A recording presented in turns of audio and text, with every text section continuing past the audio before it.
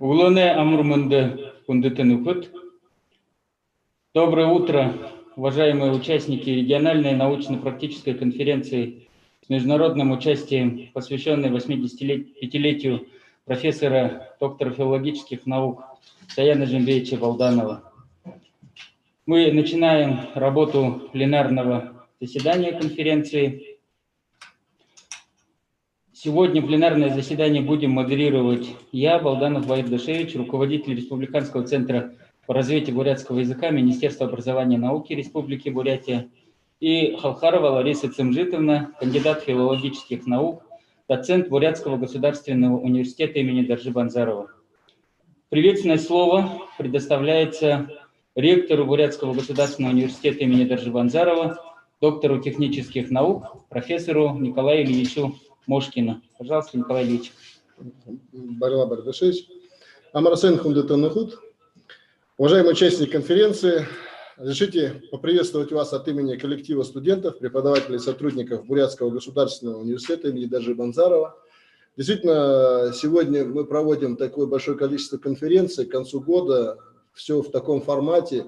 К сожалению, друг друга мы не можем чувствовать плечо, но благодаря электронным средствам связи мы зато можем подключить гораздо большее количество участников, в том числе наших коллег из-за рубежа. Поэтому разрешите поприветствовать всех на нашей конференции. Мы рады видеть вас всех на конференции, посвященной 85-летию доктора филологических наук профессора Саяна Жембеевича Балданова.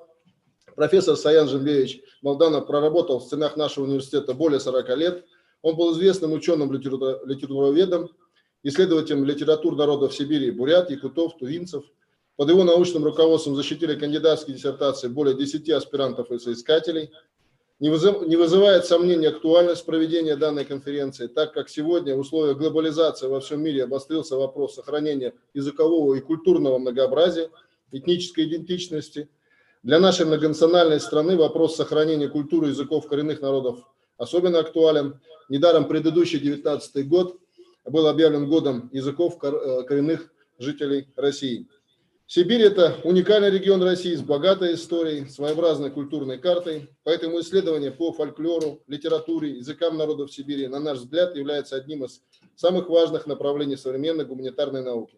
Надеюсь, что конференция станет для вас хорошей площадкой для обмена мнениями и знаниями. Желаю всем участникам конференции продуктивной работы и выработки новых ориентиров в дальнейших научных изысканиях.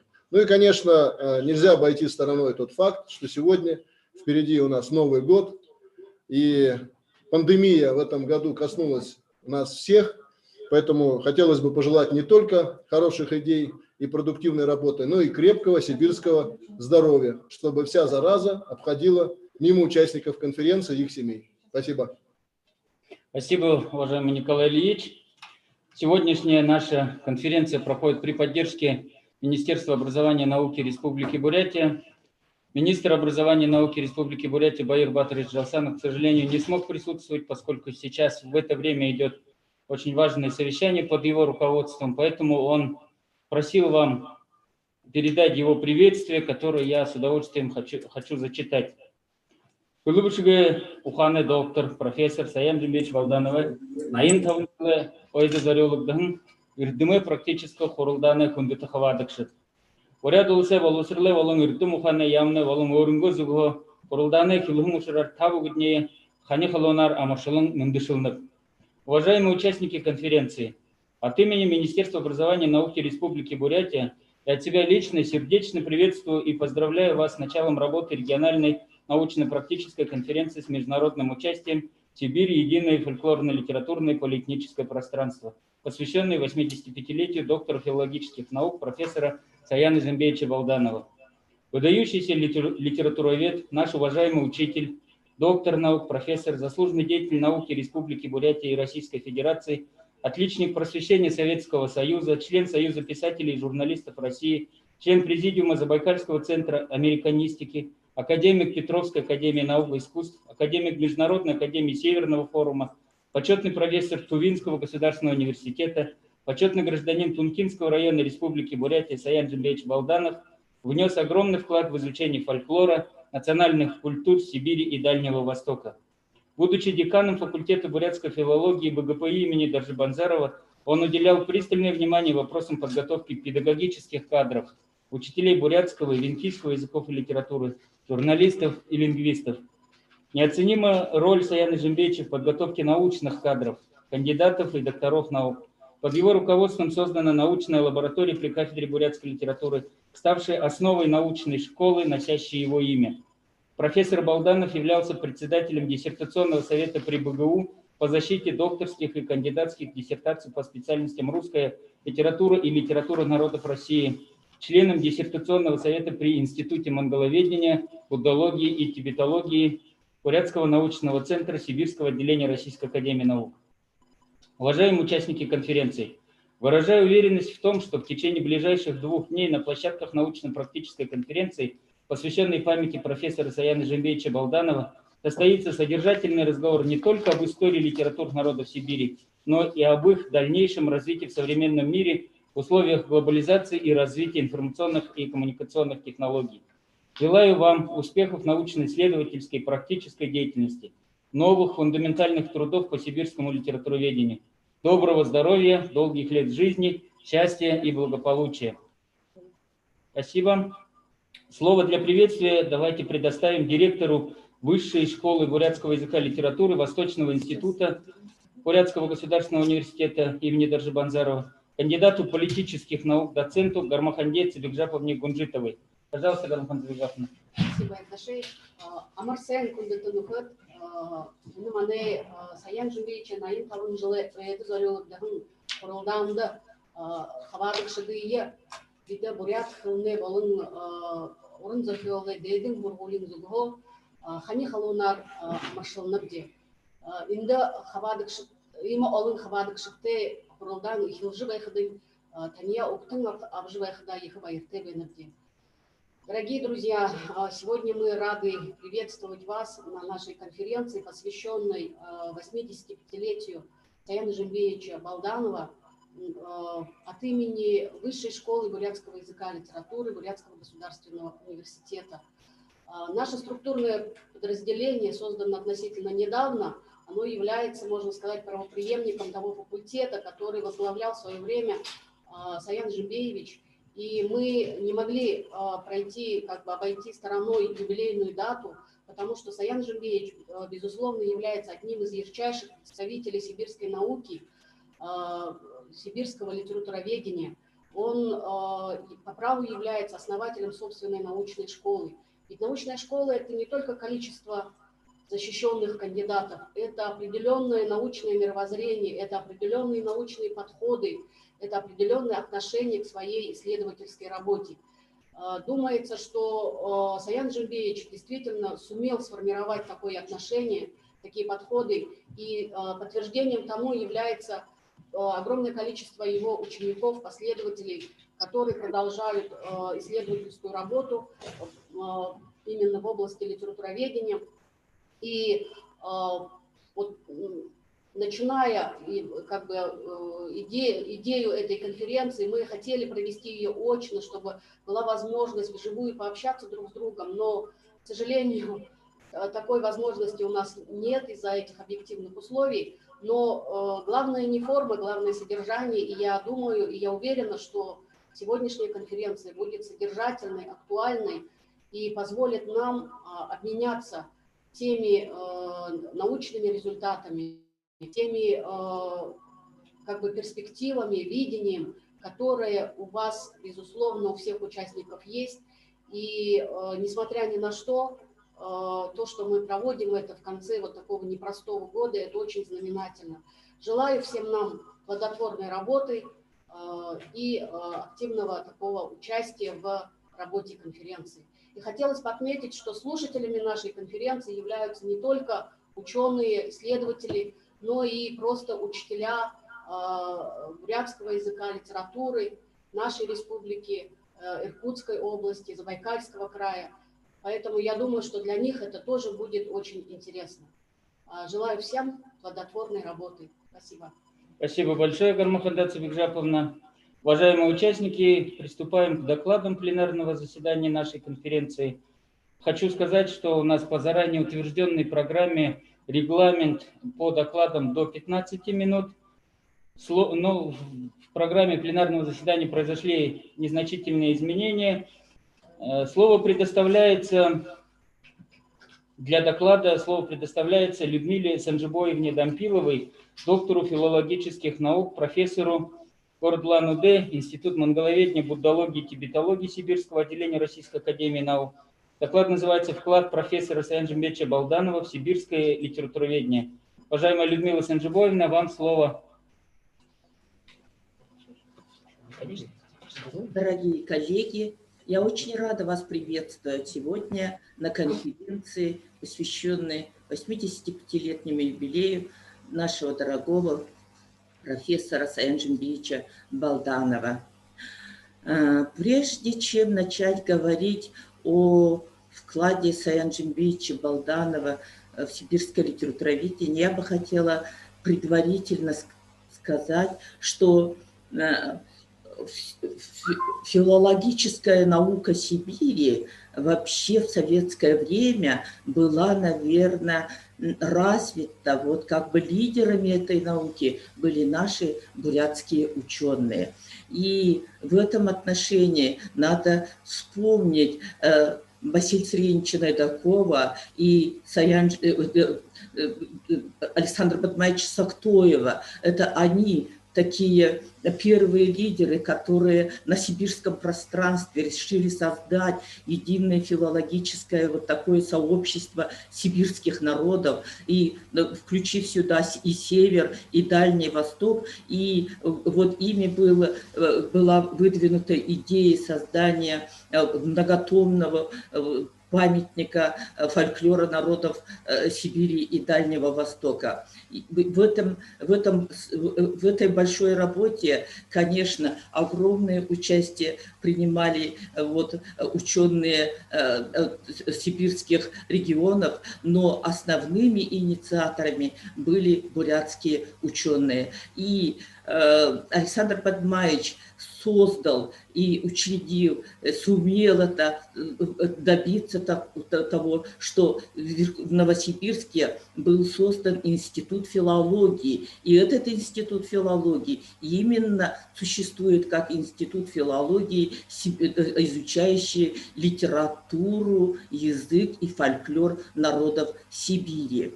И я, как ведущий ученый лаборатории Института филологии, могу сегодня констатировать четко, что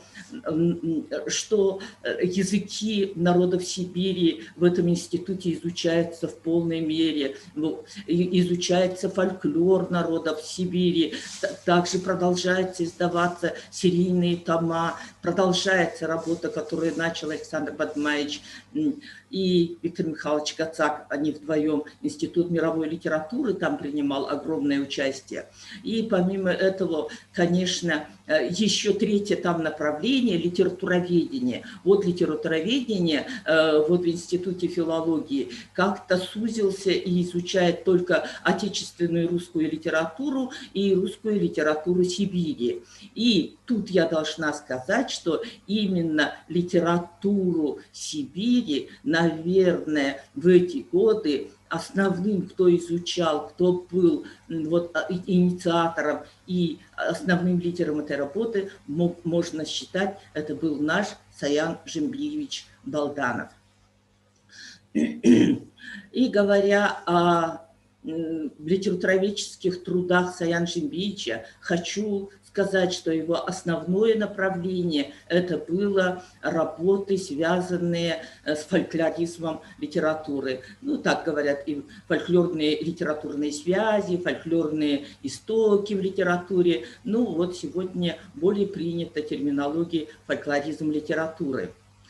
И я бы хотела отметить, что в трудах Саян Жимбетовича, в его докторской диссертации, которая называлась «Народно-поэтические истоки в национальных литературах Сибири», он рассматривал фольклорные этнографические традиции народов Сибири в таком широком ракурсе, не выделяя как-то отдельно мифологию, мифологические, фольклорные, не выделяя отдельно религиозные аспекты, он их все рассматривал как народно-поэтические, вот, общие, такие традиционные вот, истоки становления литератур народов Сибири.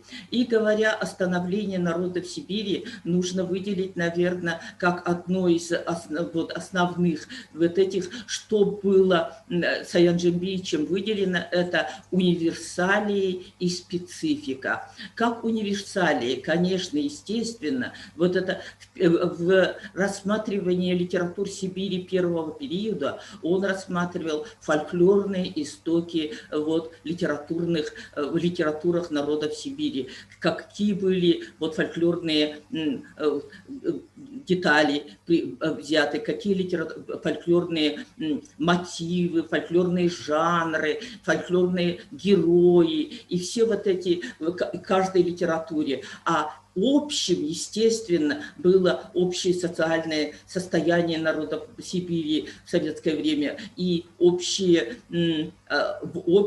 истоки именно, которые базировались на русской литературе и на общемировой литературе. Вот развивались литературы народов Сибири в ракурсе русской и мировой литературы. И в этом деле какова была специфика, вот специфику он, вот народно-художественные вот такие истоки он рассматривал именно в фольклоризме.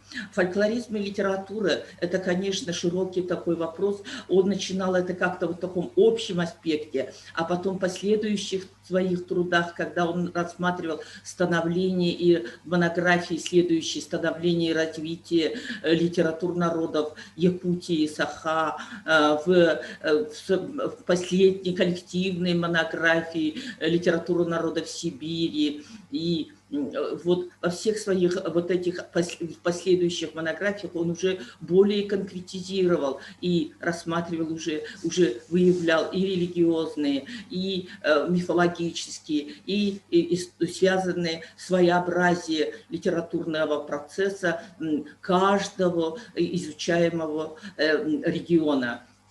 И говоря о творчестве Саяна Джембиевича, хотела бы я еще очень подчеркнуть такое явление. Саян Джембиевич не был узким специалистом, который знал только вот литературу народов Сибири. У него школа, московская аспирантура, были широкие литературные связи со всей многонациональной советской литературой, великолепно знал поэтов, литературоведов Татарстана, Башкортостана, кавказские народы, грузинских. И вот со всеми ими дружил. Он великолепно знал, каковы тенденции развития литературы. И всю сибирскую нашу литературу он рассматривал в таком широком ракурсе вот, развития литератур как народов Сибири, так и всей многонациональной нашей тогда советской литературы. Ну, а сегодня, конечно, надо подчеркнуть, что вот эта тема, вот обязательно должен быть кто-то лидер, который вот ведет эту тему. И после ухода Саяна Джембиевича, кто у нас сегодня занимается литературой народов Сибири и кто вот ведет дальнейшие связи. В этом отношении я думаю, что Бурятский государственный университет продолжает эту традицию. Великолепно сегодня Светлана Степановна Михайловой, вот связи с якутскими литературоведами, тувинскими литературоведами. Большая работа вот вместе с ними ведется. И вот мы с ней вместе прошлый год выпустили, 2 года подряд выпускали вот, учебные пособия по литературе народов Сибири. Так что я думаю, что мы продолжаем традиции нашего дорогого Саяна Джембиевича Балданова. И говоря еще о вкладе Саяна Джембиевича в сибирское литературоведение, я бы еще хотела сказать, что бурятское отделение делает огромную работу, создав школу Саяна Джембиевича, которая проводит конкурсы, литературные чтения на бурятском языке, вот, связи с литературами ближних и дальних соседей. И вот это все продолжает традицию. И школа Саян Джембиевича – это, наверное, тоже огромная работа, которую нужно нам продолжать и иметь в виду, вот, говоря о наследии и о вкладе Саян Джембиевича в сибирское литературоведение. И еще бы я бы хотела отметить, что в Туве, что в Якутии, я в этих регионах тоже очень часто бываю и веду активную работу литературоведческого, фольклористического характера. И все вспоминают Саян Джембиевича как своего учителя. Он действительно с полной душой имел своих аспирантов в этих регионах, и они защищались. И вот его первая монография называлась «Художественная деталь в бурятской литературе». И вот это как художественная деталь, вот, художественно-стилевые особенности литературы народов Сибири сегодня рассматривается в каждой национальной тувинской литературе. Вот его ученики, именно те, которые защищались по этой же теме, вслед за Саян Джембиевичем, только по своему региону, они продолжают эту работу и продолжают труд Саян Джембиевича. Поэтому я считаю, что наследие Саян Джембиевича остается для всех вот, неимоверно ценным вкладом. И рассматривая литературу народов Сибири, он особо обращал внимание, конечно, и говоря о фольклоризме литературы, на своеобразие национальных литератур, и тут выделял именно вот такие особенности, как прямая стилизация фольклорных жанров, потом ассоциативная, подтекстовая связь, вот как последние вот в современных романах наиболее вот эти подтекстовые, ассоциативные, контекстные связи с национальной традицией. И вот как и его в последней коллективной монографии особо обращал внимание на фольклорно-этнографические особенности, как этнография и фольклор тесно взаимосвязаны, и поэтому его вот это подчеркивание, что этнографические особенности в литературе каждого народа создают своеобразие литературного процесса. И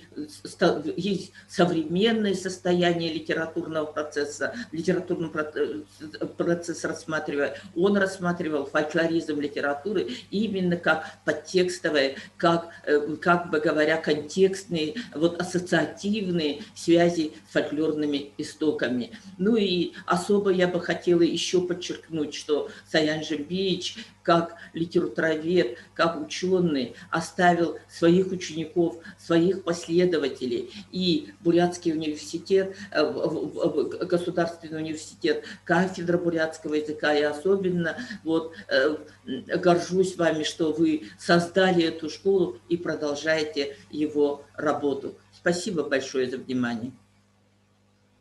Спасибо большое, уважаемая Людмила Санжибоевна, за такой хороший содержательный доклад. Следующий доклад у нас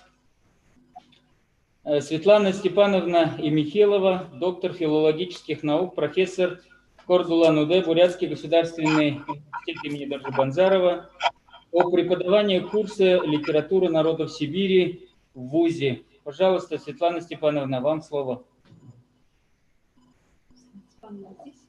Я приветствую собрание, всех, кто присутствует на этой конференции, посвященной юбилею Саяна Джембиевича Балданова, нашего коллеги, нашего друга и того, кто объединил усилия всех бурятских литературоведов вокруг изучения бурятской литературы в единстве с литературами народов Сибири.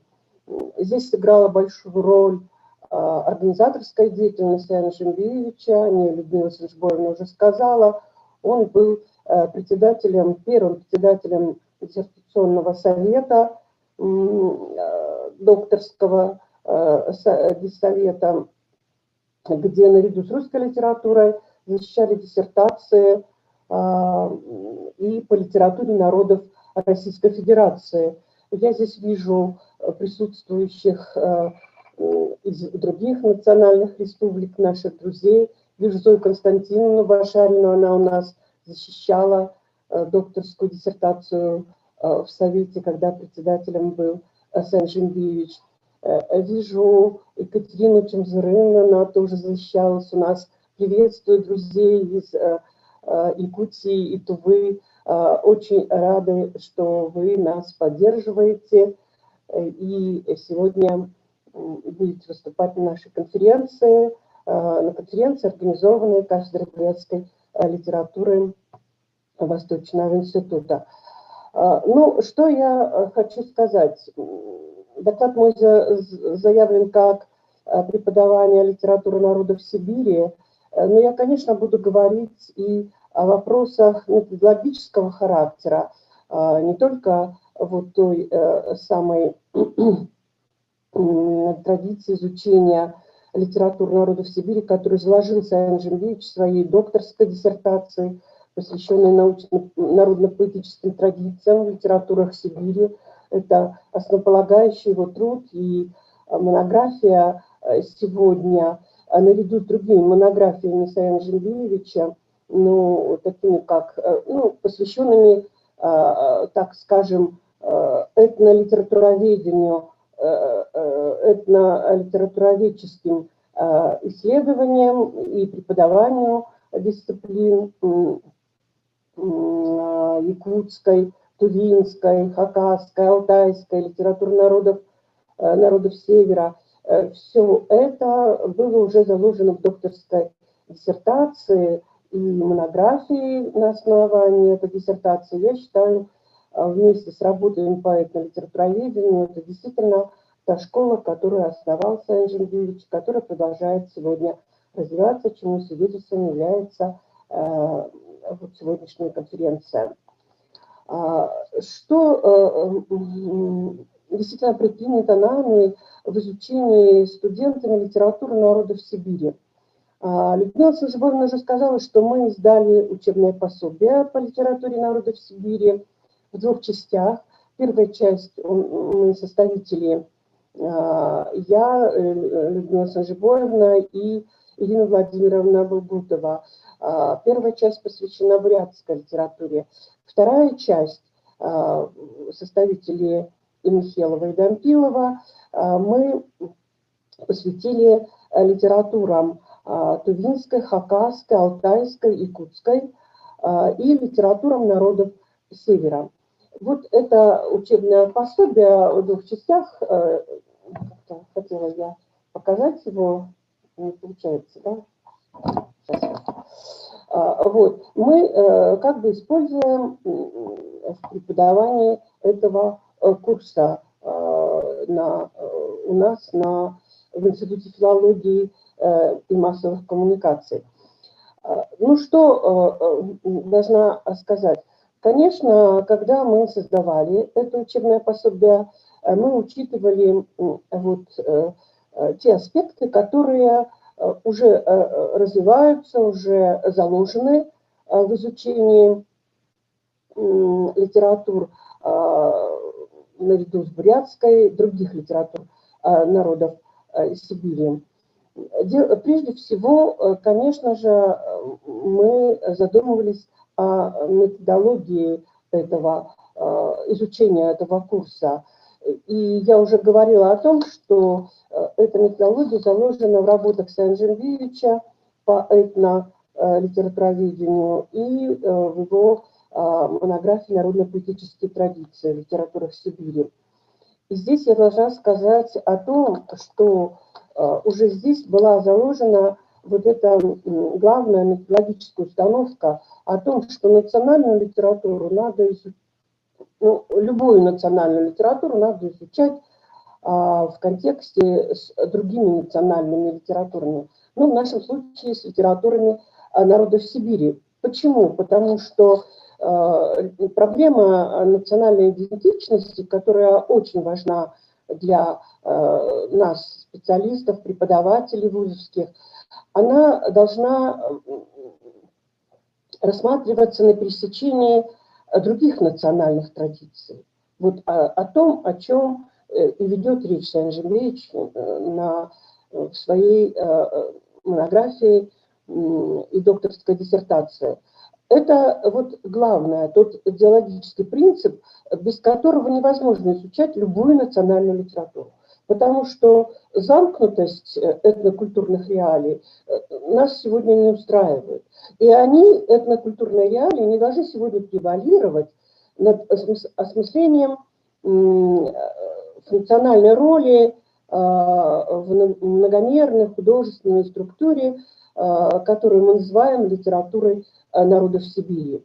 Нельзя допускать девальвацию и этнокультурного фактора, и, конечно же, девальвацию категории художественных ценностей, эстетической оценки, потому что главное все-таки для наших студентов – это показать достоинство наших литератур, те достижения, заслуги художников, основоположников наших литератур, показать действительно эстетическую природу тех текстов, которые мы изучаем, выдвигаем как ключевые в каждой национальной литературе.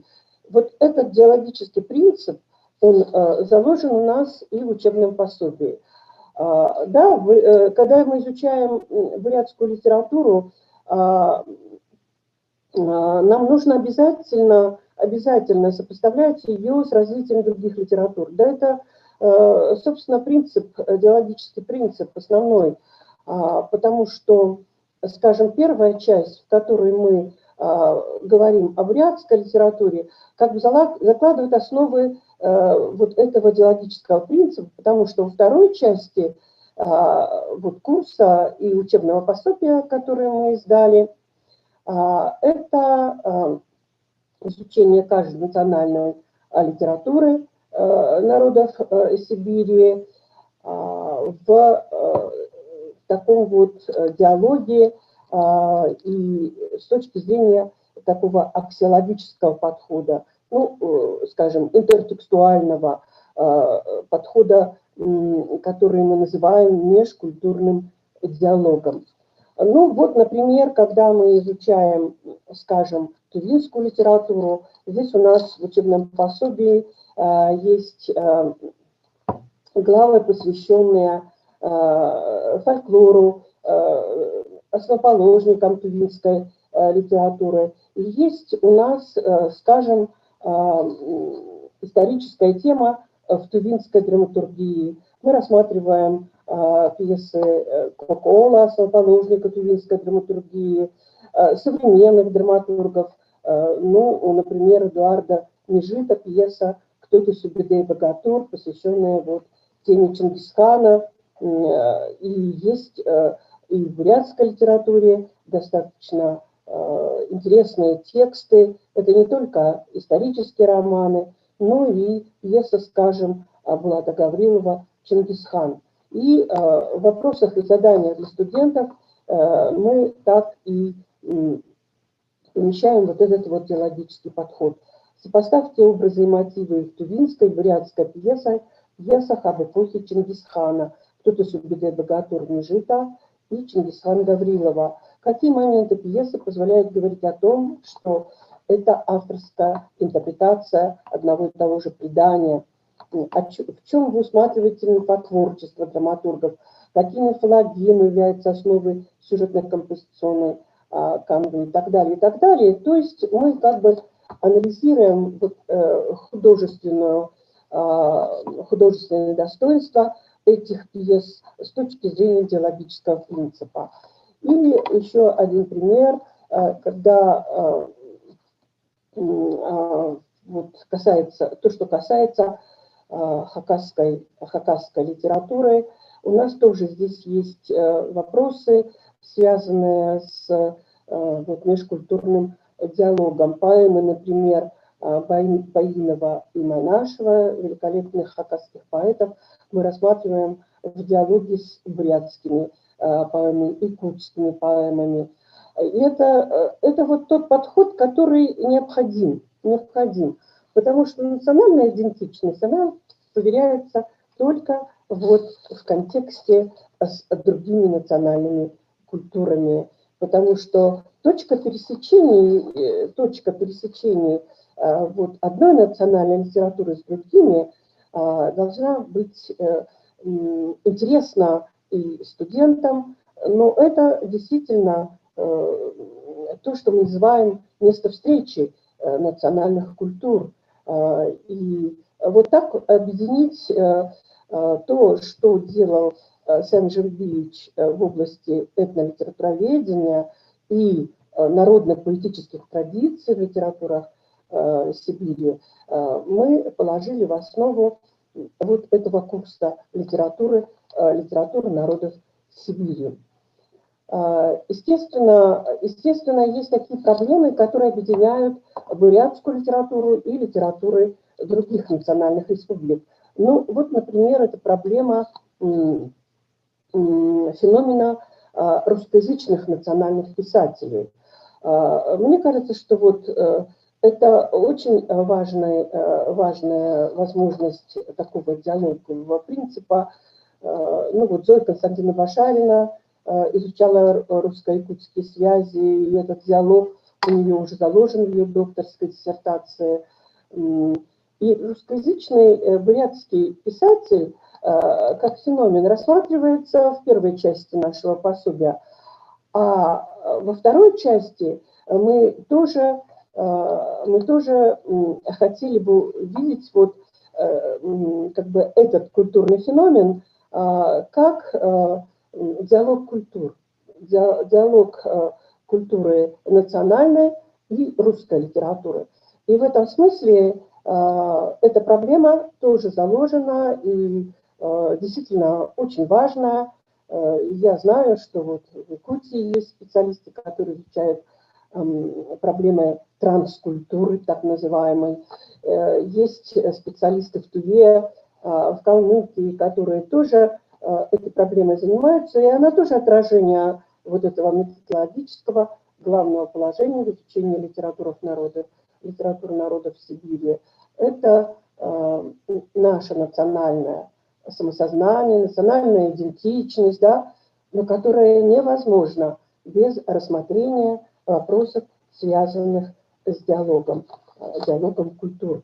Вот этот вот в заключение своего вот сообщения я хотела бы еще раз обратить внимание на вот эту методологическую составляющую нашего курса, о том, что главное все-таки для нас это категория художественной ценности, эстетических достижений национальных литератур, значимость художественного результата, потому что этнокультурный контекст должен быть опосредован эстетическим подходом. Вот это текстоцентрический, да, центристский, скажем так, подход есть методологическая основа курса литературы Сибири, народов Сибири. Задача здесь еще такая стоит перед нами, поскольку текст, главное, чем мы занимаемся на занятиях, нам нужна хрестоматия по литературе народов Сибири. Здесь я обращаюсь к кафедре бурятской литературы, чтобы мы совместно с нашей кафедрой, со специалистами в области литератур народов Российской Федерации создать вот такую хрестоматию. Вот такое практическое у меня предложение, которое станет естественным продолжением тех проблем, которыми занимался Саян Жембиевич. И это будет достойное нашего участия в том, чтобы память об этом ученом жила, в том, чтобы мы использовали все достижения, наработки, проблематику работ Саяна Жембиевича. И напоследок хотела процитировать, подтверждая то, что все-таки вот тот вопрос, который я затронула, цитатой Казбека Султанова, того самого методолога, который, собственно, и занимается изучением литератур народов Российской Федерации.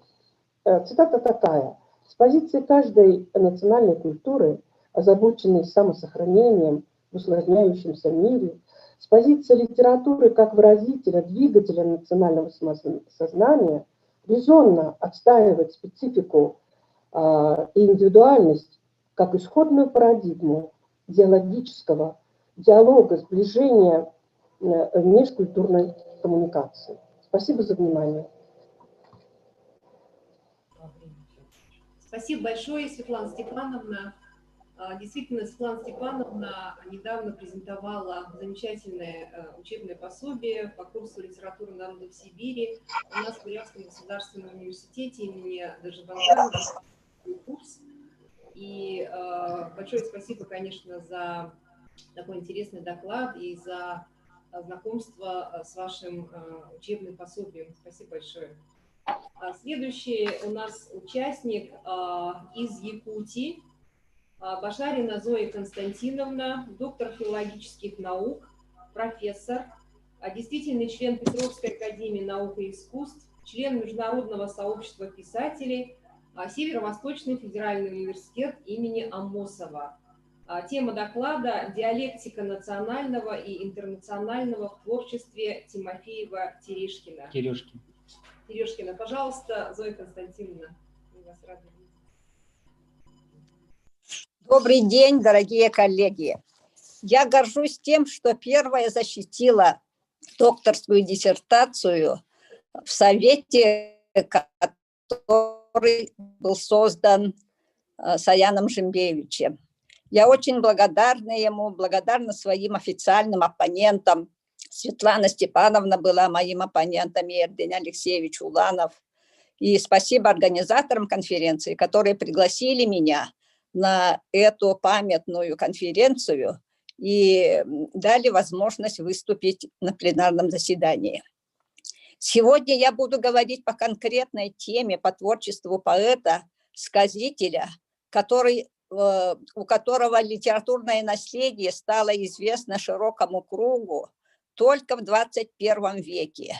Его литературное наследие вернулось к нам на родину в 2013 году, когда была издана книга, где все его литературные.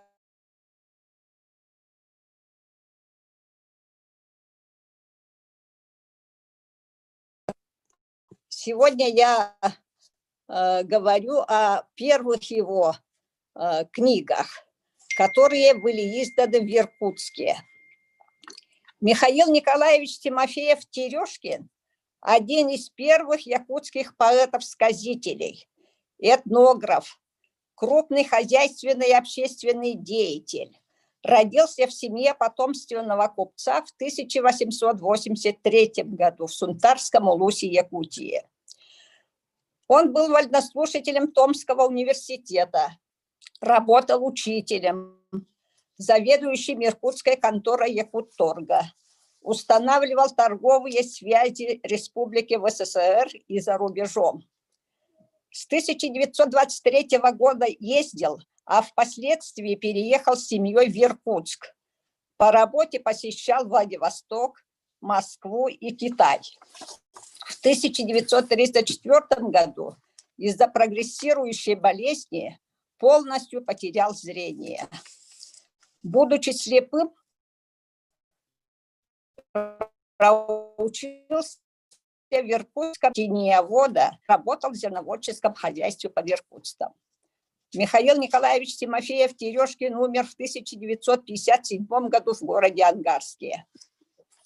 Самобытная поэзия Тимофеева-Терешкина впервые стала известна русскоязычному читателю в годы Великой Отечественной войны благодаря переводу двух его сборников «Якуты на войне» 1942 год, «Якуты в тылу» 1944, известным сибирским поэтом и переводчиком Анатолием Сергеевичем Пестюхиным-Ольхоном. Эрдень Уланов называет эти книги своеобразной поэтической диалогией о подвигах и доблести якутского народа в годы Великой Отечественной войны. Сразу после выхода переводов на русский язык произведения Тимофеева-Терешкина вошли в программу литературы народов СССР и стали изучаться в вузах. К сожалению, его мало знали на родине, в Якутии. Я услышала о нем от доцента Воронежского университета Полины Андреевны Бороздиной, с которой в 1951 году проходила стажировку в МГУ имени Ломоносова. Она читала курс истории и литературы народов СССР на филологическом факультете и восторженно отзывалась о Тимофееве Терешкине. По приезду домой я стала изучать его творчество. Я обнаружила, что в якутском литературоведении это белое пятно. В архиве было множество неопубликованных материалов. И главу о связях Тимофеева Терешкина с русской литературой включила в кандидатскую диссертацию, которую успешно защитила в 90-м году в Алма-Ате. Официальным оппонентом у меня был тот же Уланов, и в отзыве он отметил как новизну работы открытие двух талантливых поэтов Тимофеева, Терешкина и Ольхона.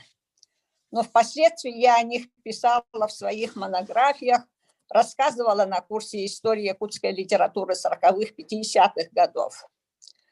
Творчество Тимофеева Терешкина интересно тем, что находится на стыке литературы и фольклора. Перевод книги Тимофеева Терешкина «Якуты на войне» вышел с обстоятельным предисловием крупного сибирского ученого-фольклориста Марка Азадовского, где дана высокая оценка якутской народной поэзии вообще и творчеству поэта-сказителя Михаила Николаевича Тимофеева Терешкина в частности. Азадовский в лице Тимофеева Терешкина выделил новый тип поэта-сказителя. Он пишет: его биография и облик несколько необычны для народного сказителя. Большинство из них неграмотны. Многие национальные певцы не знают русского языка. Тимофей прекрасно владеет родным якутским языком и знает русский. Несомненно, заслуга поэта в том, что он одним из первых якутских писателей показал вклад якутян в Великую Отечественную войну. Книга «Якуты на войне» появилась из стремления пожилого слепого поэта помочь родному народу в борьбе с фашистскими захватчиками. Поэтому в ней дано контрастное противопоставление двух борющихся сил – советских бойцов-якутов с посланцами шамана Гитлера.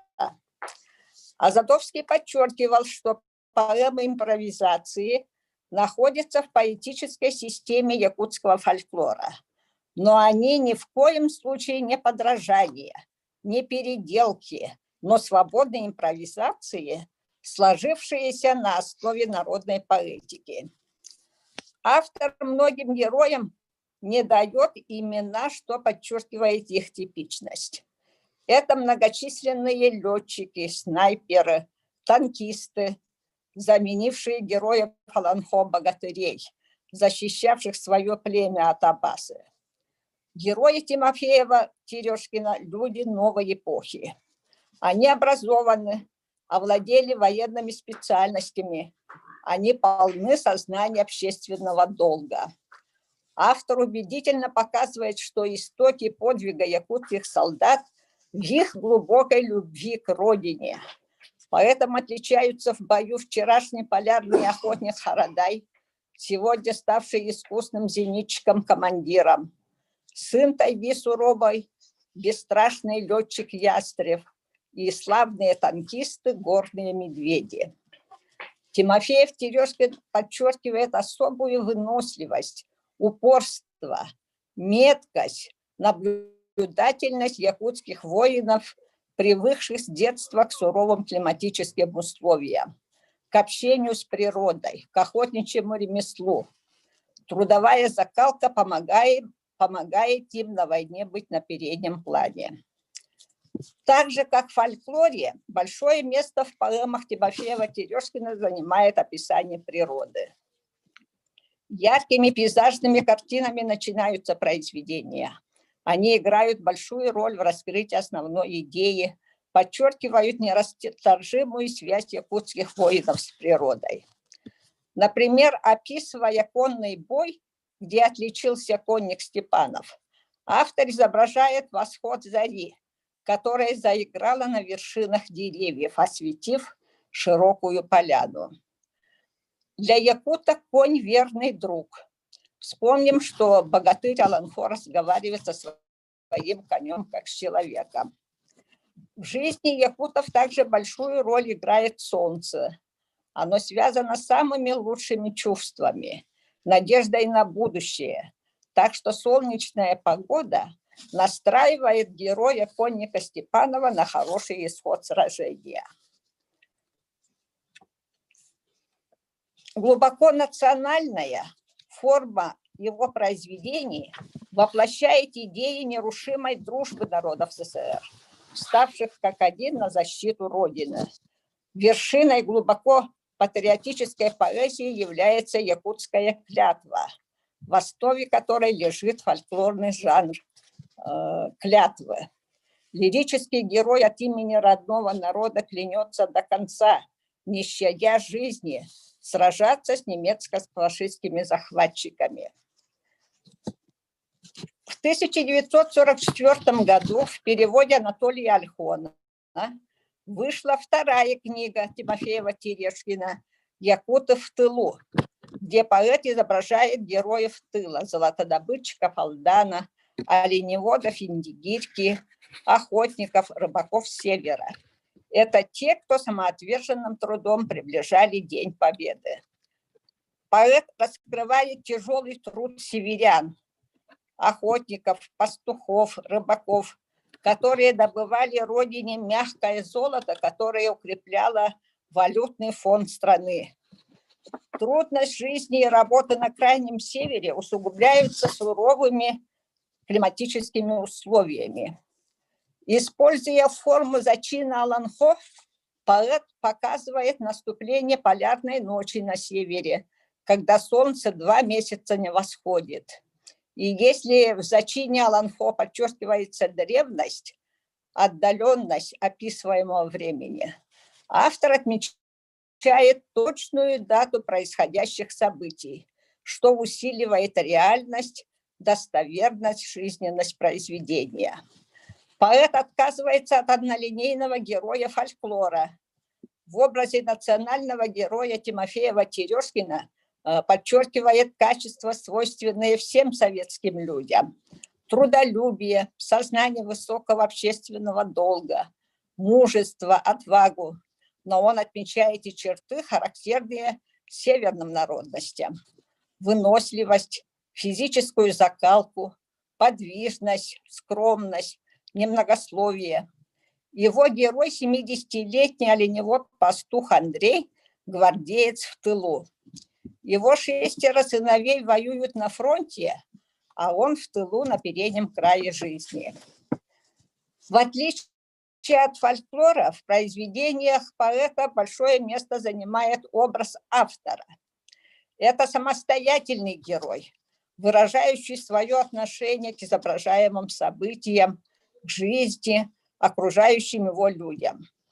В подвиге пехотинца Сафронова, воспев героический подвиг воина, грудью закрывшего своего командира, поэт говорит о себе: «Дед твой, давно ослепший, вижу я нынче ясно, слава твоя бессмертна». Со страниц произведений Тимофеева-Терешкина предстает образ поэта-гражданина, патриота. Тимофеев-Терешкин рассказывал, что чувство единой семьи с братскими народами было не лозунгом, а реальным мироощущением советских людей. С особой гордостью он подчеркивал нерушимую дружбу народов и литератур. Хоть разноязычность речи, хотя многообразна речь, но мы живем одной семьёю, одна струится в жилах кровь. Так в своеобразной поэтической форме раскрывалось единство содержания и многообразие форм советской литературы. Таким образом, биография и творчество Тимофеева-Терешкина демонстрирует диалектику национального и интернационального. Поэзии его свойственна глубокая народность. Она богата метафорами, аллитерациями, сравнениями, отсылками к реальным севера, якутской природы. Слог поэзии выдержан в форме фольклорной традиции Аланхо, что удалось сохранить его талантливым переводчикам, в частности, Анатолию Ольхону. В то же время содержание его стихов и поэм отражает историческое событие современности. Он пишет стихи о войне, о подвигах якутского народа на фронте и в тылу, воспевает индустриальное развитие. Тимофеев Терешкин, как певец социализма, развил и обогатил художественный опыт литературы мастерским использованием фольклорных традиций. Интернациональная его личная биография, о чем свидетельствует его мобильность, путешествия в разные регионы СССР, переезд в Иркутск, дружба и сотрудничество с Анатолием Ольхоном и другими поэтами, переводчиками страны. В 1959 году посмертно вышел большой сборник, куда вошли лучшие стихи и поэмы Тимофеева Терешкина в переводе Ольхона, Льва Озерова, Стрешнева, Спиндиарова и других. Это было данью признания коллег, собратьев по перу талантливому якутскому поэту-сказителю, мужественному человеку, жизнь которого была примером беззаветного служения родному народу. Дорогие коллеги, я хочу предоставить слово Асаяне Жембеевиче Балданове, Карлу Георгиевичу Башарину. Он сам представится.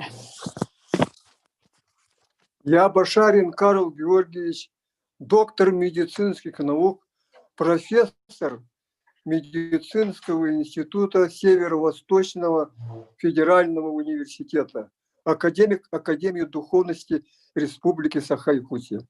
Я знал Саяна Жембеевича.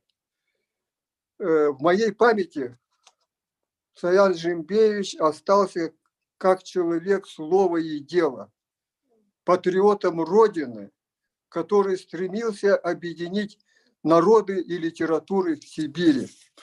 Он понимал и предвидел значение народного фольклора и литературы народов Сибири, воспитание патриотизма и духовно-нравственной личности. Это сегодня очень актуально в современных условиях гибридной информационной войны, пандемии коронавируса.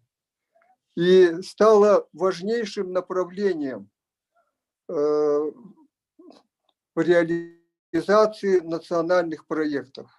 Завершаю свое краткое приветствие словами государственного гимна в связи с годом патриотизма и 75-летием победы в Великой Отечественной войне.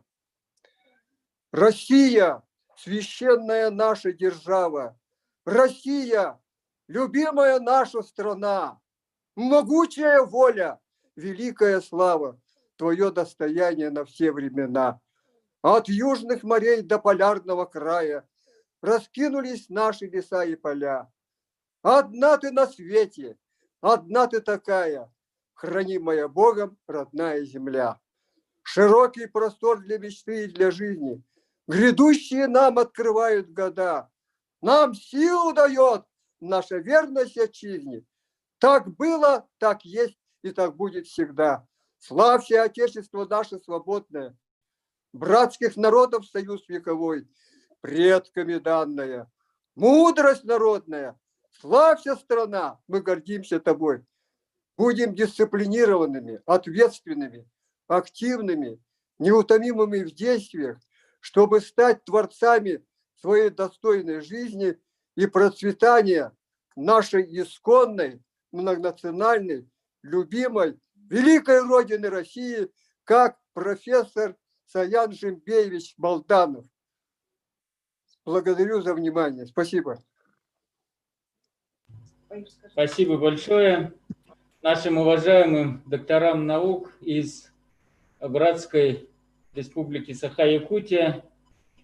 Очень интересно было прослушать доклад о выдающемся якутском поэте.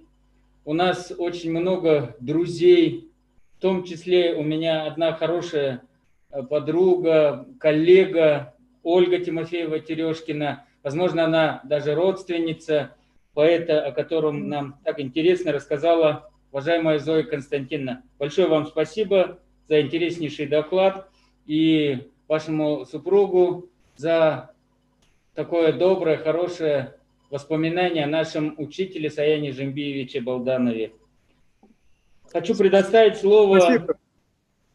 Чамзырын Екатерине Тамбыевне, кандидату филологических наук, доценту Тувинского государственного университета, город Кызыл. Она расскажет о вкладе профессора Саяна Жембиевича Балданова в тувинское литературоведение. Екатерина Тамбыевна, пожалуйста, вам слово. Идти.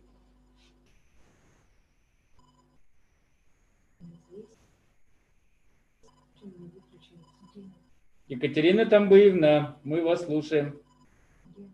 Она тут, только у нее все выключено. Чем взрыв.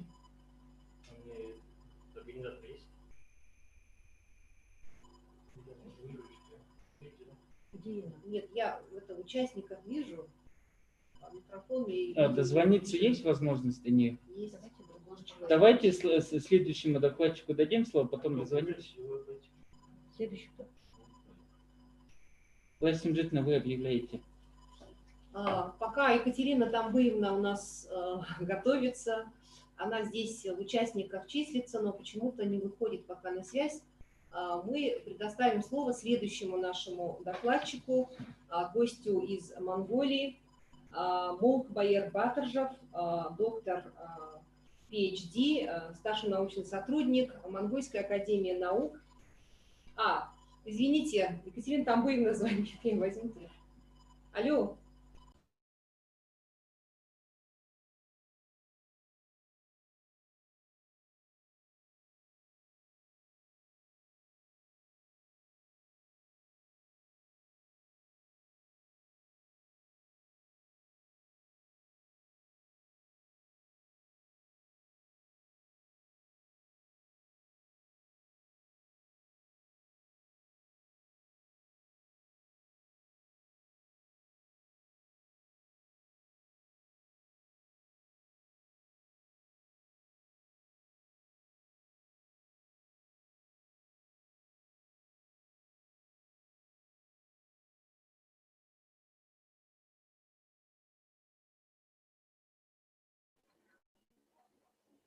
Я вижу.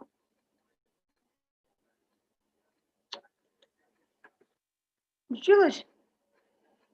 Ой, спасибо. Опять я тогда видео включу сейчас. Неинтересно мне так, войти. Видео включаю я. Что такое? Включите оттуда. Включите. Можете?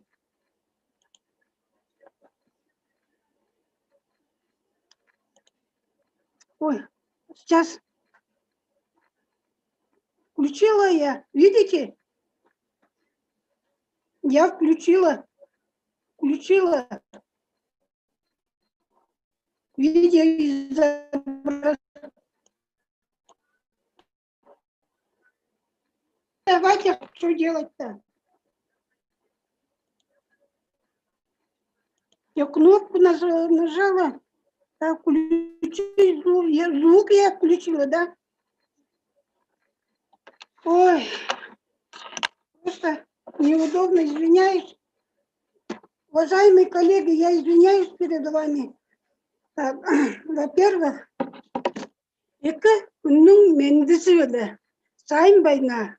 добрый день, уважаемые коллеги. Мы рады нашей встрече, увидеть ваши знакомые лица и услышать ваши голоса. Мы признательны организаторам за проведение научно-практической конференции в честь юбилея нашего уважаемого профессора Саяна Жембиевича Балданова. И спасибо, конечно, за приглашение. Огромный вклад Саян Жимбеевича в развитие литературы сибирского региона. Он оставил нам богатое творческое наследие, множество трудов, посвященного истории литературы Сибири. Как мы знаем, известных трудов уже назвали мои предыдущие коллеги. Я не буду останавливаться на нем, потому что далее остановлюсь подробнее на них. Он писал, что необходима разработка этнолитературоведческой методики и методологии. Ученые видят перспективы этнофилологической науки. Изучив методику этнофилологии, своим аспирантам посоветовал эти темы для кандидатских диссертаций. Екатерина Чамдруну этнопоэтические особенности тувинской детской прозы, а Очур Тайгане этнопоэтические своеобразия прозы Сарыгола. В них дается первый опыт целостного этнопоэтического анализа в тувинском литературоведении. Поэтому мы считаем, что Саян Жимбеевич – основатель этнофилологической науки в тувинском литературоведении.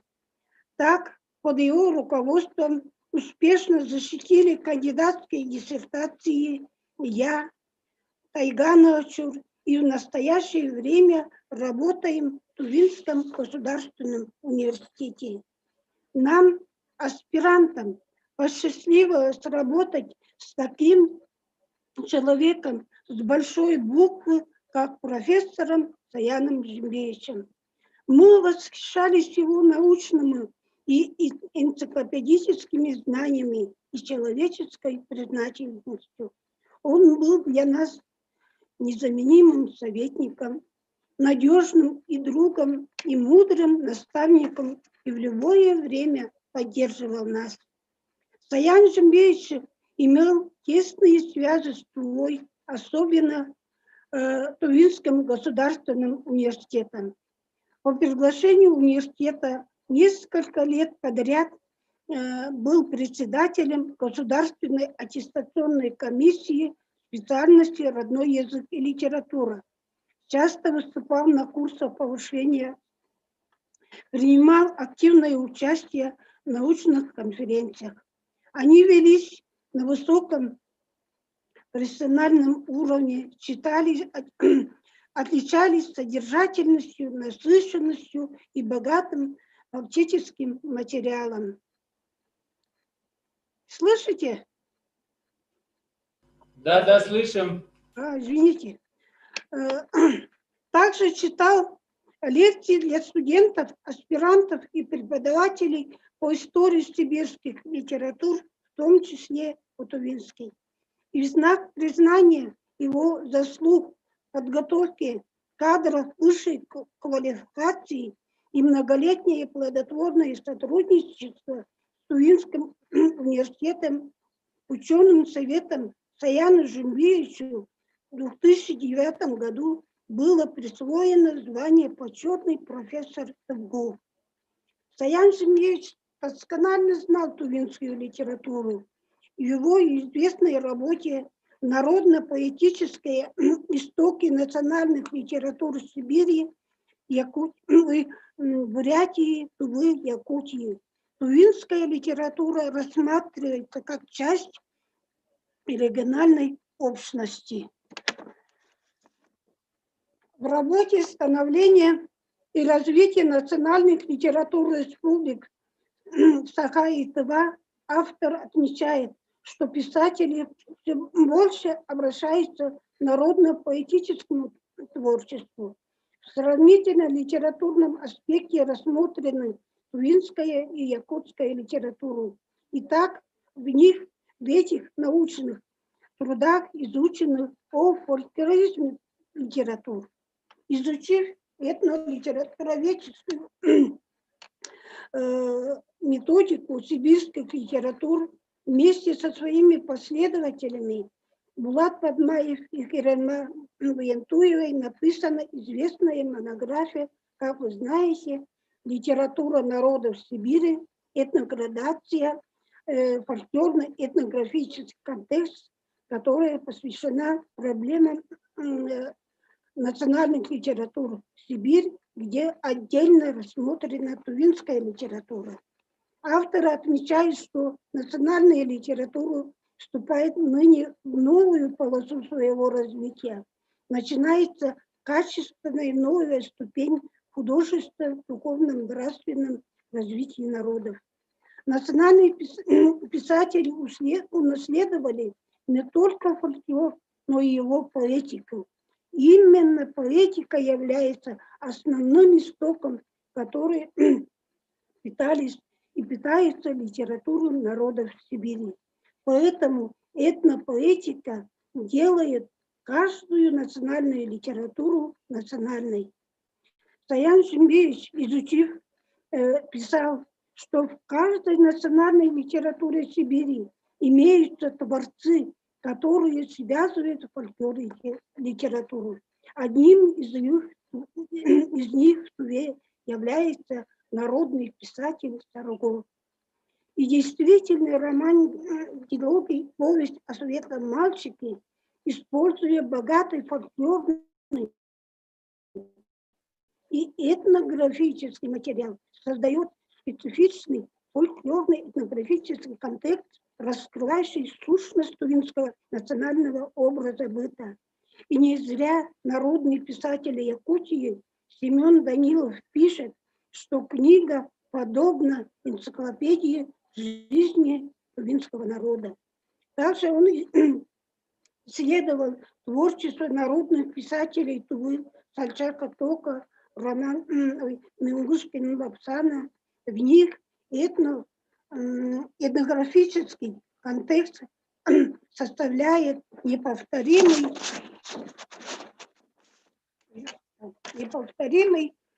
своеобразный образ жизни тувинского народа и раскрывает особенности тувинской национальной действительности. Поэтому, по мнению Саяна Жумбеевича, фольклорные этнографические материалы, использованные тувинскими писателями, не живут отдельно и самостоятельно, а тесно проникают в художественную ткань произведения, создавая единую целостную эстетическую систему. Таким образом, исследовательский интерес сосредоточен на фольклорно-художественной традиции, фольклорно-этнографическом контексте. Все работы Саяна Жумбеевича, благодаря их научной глубине и основательности, используются большим спросом у всех, кто интересуется литературой Сибири, в том числе учеными, филологами Тувы. Тувинским государственным университетом по специальности родной язык и литература, преподавание курсов история тувинской литературы и литература тюркоязычных родственных народов и при написании курсовых выпускных квалификационных работ. Также интересно то, что Саян Жумбеевич был коллегой по аспирантуре нашим профессором Кулар Дуржун Сенгиловичем. Поэтому огромен вклад Саян Жумбеевича в развитие тувинского литературоведения. Оставленное его научное наследие – один из главных и духовных научных наследий в тувинском литературоведении. Для нас он останется как путеводной звездой навсегда. Спасибо за внимание. Уважаемая Екатерина Тамбыевна, большое вам спасибо. Изучение, исследование литератур народов Сибири, результаты этих исследований мы были счастливы слышать в лекциях нашего уважаемого профессора Саяна Жумбеевича. Вы наши соседи, южные соседи, юго-западные соседи. Очень отрадно, что вы такими хорошими, добрыми словами вспоминаете нашего Саяна Жембеевича. Безусловно, он достояние не только бурятского литературоведения, как мы отмечали в начале нашей конференции, но и всего сибирского, российского литературоведения. Спасибо вам большое за хороший доклад, теплый отзыв. Жаль, что видео не работало.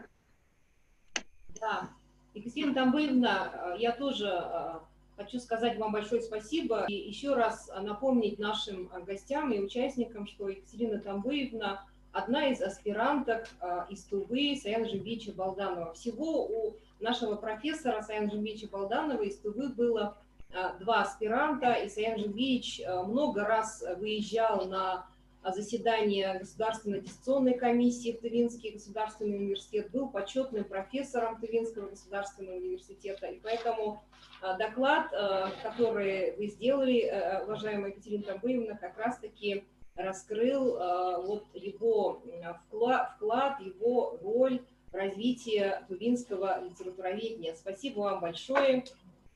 А Вам сейчас... спасибо большое. Видео включить. Сейчас слово предоставляется участнику нашей конференции из Монголии, Монгольская академия наук, доктор PhD, старший научный сотрудник, визитирующий профессор педагогического университета Хухато Китайской Народной Республики Мунк-Баяр Батыржав. Тема доклада «Ундесни утвозахиолым болусрул асодл бахтин тулув». Национальное литературное образование, проблемы и перспективы на примере средних школ Монголии. Да, Мунк Батыржав, Тандугуктына. За бүгдээрээ сайн байцгаана уу. Энэ сонсогч байгаа болох та бүхний энэ өдрийн амрыг ирье. Ингээ ярьж болж байна уу? Зүгээр үү? Яриач. За тэгээд энэ өдрийн мэндийг дэвшүүлээ. Тэгээд өнөөдрийн одоо эрдэмжлэгээний хуралд оролцож байгаа одоо маш их баяртай байна. За миний илтгэл бол энэ Монгол улсын ерөнхий улс хурлын сургууль, за тэр дундаа бага сургуульд одоо энэ уран зохиол үзэх хэрэгтэй, шаардлагатай гэдэг тухай ярих юм аа. Тэг өнөөгийн одоо соёл судлалын ухаан, одоо соёл судлал гэдэг чинь бол маш асуудлыг бол их олон одоо шинжлэх ухааны уулзуур зааг дээрээс авч үздэг ийм ухаан шүү дээ. Одоо интеграц гэж хэлж болно, одоо синкретизм гэж хэлж болно шүү дээ. Нэг талаас бол соёл судлалын ухааныг. Тэгээ соёл судлалын энэ ухааны үүднээс одоо тэр үндэсний уран зохиолыг юм уу, үндэсний аман зохиолыг ерөөсөө тэр ард түмний одоо мэдлэг, оюуныг маш одоо бүтээсэн тэр мэдлэг, оюун, аман зохиол, хэл одоо юу гэдэг ардын бүжиг, дуу, шүлэг, наадам, тоглоом, зан үйл те, баяр ёслол, одоо баяр хөөр, наадамч юм уу, эсвэл уйтгар гунаг, за оршуулгын ёслолч гэдэг юм. Энэ бүхэн болол их чухал юм аа. Ямар чухал вэ гэхээр энэ зүйлсийг бол хамгийн нэгдүгээрт одоо тэр ард түмний танин мэдэх хүн сэтгэлгээний тогтолцоо гэж үзэж байна тийм. Хоёрдугаарт нь бол эдгээр саяны одоо хэлсэн зүйл бол тухайн ард түмнийг, тухайн үндэстнийг, тухайн хэсэг бүлгийг гэх юм уу, тухайн ястныг юм уу жинхэнэ одоо тэр өөрийнх нь мөн чанараар байлгадаг ийм зүйл гэж үзэж байна. Жишээлх юм бол одоо юу гэдэг бурят ардын дуу, шүлэг гэх юм уу, бурят ардын одоо хувцс гунар гэдэг юм уу, хоол унд байд юм, тоглоом наадгаа энэ бүхэн бол байж иж одоо бурят хүнийг оршоож байна, тий, оршуулж байна, бий болгож байна гэсэн ингэж үздэг тий. Өшөө 3 дахь чухал санаа нь энэ ардын энэ мэдлэг, энэ үндэсний энэ утга соёлын энэ өв мэдлэг бол яг өнөөдөртөө холбож үзэх юм бол тэр даяаршил гэдэг зүйлийг эсрэг зогсож байгаа тийм. Дангаашил гэдэг зүйл тийм. Хэрвээ энэ зүйлээ хадгалж чадах юм бол одоо тэр үндэстэн ард түмэн өөрөөхөө байж чаднаа, оршиж чаднаа гэсэн ийм ойлголтыг хэлж байгаа ийм зүйл юм аа. Тийм учраас одоо энэ үндэсний уран зохиол, үндэсний аман зохиол, энэ үндэсний ард түмний мэдлэгийг бүр бага сургуулаас нь эхлээд хүүхдүүдтэй олгодог, эзэмшүүлдэг тийм. Тухайлах юм бол одоо бүр 1-р ангиас нь эхлээд уран зохиолын хичээл юм, унших хүчгийн хичээл. 2-р ангитай мөн одоо унших хүчгийн хичээл, одоо уншлагын хичээлүүдтэй ном уншуулдаг, танин мэдүүлдэг, түүгээр дамжуулаад хүн болгодог ийм юм, тийм ээ. Энэ бол одоо маш энгийн ойлголт гэж хэлж болно. Гэтэл энэ энгийн зүйлийг Монгол улсын жишээн дээр аваад үзэхлээр манай одоо улсад бага сургуульд нь 1-р ангид нь, 2-р ангид нь, 3-р ангид нь, 4-р ангид нь, 5-р ангид нь энэ уран зохиол гэдэг юм чи ордгоо маа, үзэхгүй байна. Яагаад одоо энэ бага сургуульд нь бусад улсын одоо ард түмэн, бусад улсын боловсролын системийн салбарт уран зохиол гэдэг хичээлийг бага сургуульд нь үзэж болоод байхад тэгээ манайхан бол Монголд ерөөсөө үзэхгүй байна те. Үзэхгүй, судлахгүй байна. Тэгээ өөрөөр хэлэх юм бол уран зохиол гэдгийг яг хэрэгтэй үед нь те. Тэр одоо хүн одоо болж төлөвшөх гэж байгаа, хүмүүжих гэж байгаа, ертөнцийг танин мэдэх гэж байгаа, яг хүсэл тэмүүлэлтэй болох гэж байгаа энэ үед нь одоо мэдсээр байж ш тэ. Уран зохиол гэдэг зүйл, аман зохиол гэдэг зүйл, ардны үлгэр домог гэдэг зүйл хүний хүн болгоход, төлөвшүүлэхэд, хөгжүүлэхэд, ертөнцийг танин мэдүүлэхэд хамгийн чухал хэрэгтэй зүйл гэдгийг мэддэг мөртлөө тийм. Яагаад ч юм одоо энэ бага сургуульд нь уран зохиолыг үздэггүй тийм. Өөрөөр хэлэх юм бол уг нь одоо би одоо презентац хараад ирвэл бас болохгүй тийм. Тэр нь байна одоо ерөөсөө над харагдахгүй байна. Гэхдээ тэгээ яг одоо энэ шиг тийм. Одоо бага сургуульд нь хүүхэд ном уншихыг одоо хориотой мэт ийм байна.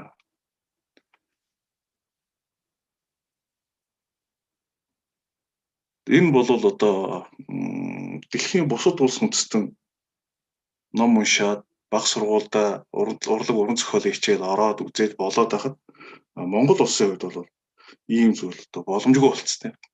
Энэ яагаад одоо ийм сонин одоо оюуны хоцрогдолд орж байгаа юм бэ гэдэг дээр л хамгийн гол асуудал нь байгаа юм аа. Тэгээ би танарт Монгол улсын бага сургуульд ордог хичээлүүдийн сургагчийг ингээд харуулж болж байгаа юм л та. Ингээл одоо монгол хэл, математик, иргэний боловсрол, хүн ба байгаль, дуу хөгжим, шатар, иргэний нийгэм, Монгол ёс заншил гэсэн. Дандаа ийм л хичээлүүд байна. Энэ бол 1-ээс 5 дугаар ангид. Яг тэр одоо уран зохиол гэдэг юм бол үндэ байхгүй. Тэгээд уран зохиол гэдэг юм яг хизээнээс байвал тэр демонстраци экрана гэдэг дараа төгтөд гаргаж болно штэ. Утас дээр биш одоо өөрийнхөө презентацийн харуулж болно. Харуулахгүй. Утас дээр харуулахгүй юу? Уг нь одоо би уучлаарай одоо би одоо энэ ийм хэлбэрээр ийм хурал интернет хурал мурал ийм програмыг одоо анх удаага яаж юм те. Анх удаага ашиглаж туршлага байхгүй байна. Энэ талаар мэдлэг ерөөсөө байхгүй байна. Тэгээ жоохон бодлоод ах шиг байна. Одоо нэг шеэр хийдэг юу байдаг гэсэн. Тэгээ би одоо тэр мөрийг өндөө хайгаад олохгүй юм байна. Бас мэдэхгүй байна. За яг хөө тэгээ ингээ ирчээ. Тэгээд хэдгээр ангиас эхэлж ийн өгөхээр одоо ингээ улсууд харна үстэй яах вэ? Ингээ 6 дугаар ангиас дөнгөж хамгийн анх юу орж ирж байгаа маа тийм. Монгол улсад уран зохиолын хичээлийг эхэлж ингэж үзэж байна. Тэгэхээр 1 2 3 4 5 гэдэг бол хамгийн чухал ном сурах ёстой үе тий. Гэтэл тэгж чадахгүй тийм юм үжихгүй гинт байсаар байгаа. 6 дугаар ангиас нэм уран зохиол гэдэг юм орж ирээд 6 дугаар анги гэдэг чинь үндсэндээ 12 13 настай хүүхэд. Одоо ном уншихгүй байсараа байгаад ном уншихгүй сурчаад 12 3 насны дээр нь гів гинт ингээд ном унших гэхлээр хүлээж авахд маш төвөгтэй болцсон. Ийм л асуудал байгаа юм аа. Тэгээ энийг одоо бид бол анхаарах ёстой. Одоо их бодолтой хандах ёстой гэж. Яагаад гэвэл энэ тэгээд 1-ээс 5 дугаар анги хүртэл ном үзэхгүй, уран зохиол үзэхгүй, ном уншихгүй, үлгэр домог сонсохгүй байхын уршигтай тал нь юу юм бэ гэж. Уршигтай, орхигтай тал нь ямар хор хохиролтой юм бэ гэдэг. Ганцхан жишээг л одоо ингээл харуулчих юу. Энийг л одоо ганцхан жишээг ингээд харцгаарай гэж. Энэ бол 2 дугаар ангийн одоо нөгөө бүх дэлхийд даяараа энэ ковидын ертөнц шүү дээ. 2 дугаар ангийн багшийн хичээл зааж байгаа тэлээ хичээл шүү. 2 дугаар ангийн хүүхдийн хичээл байна. Энэ ямар одоо хэл тайлбарлаж гин үгүй ийм хэлц тайлбарлаж байгаа.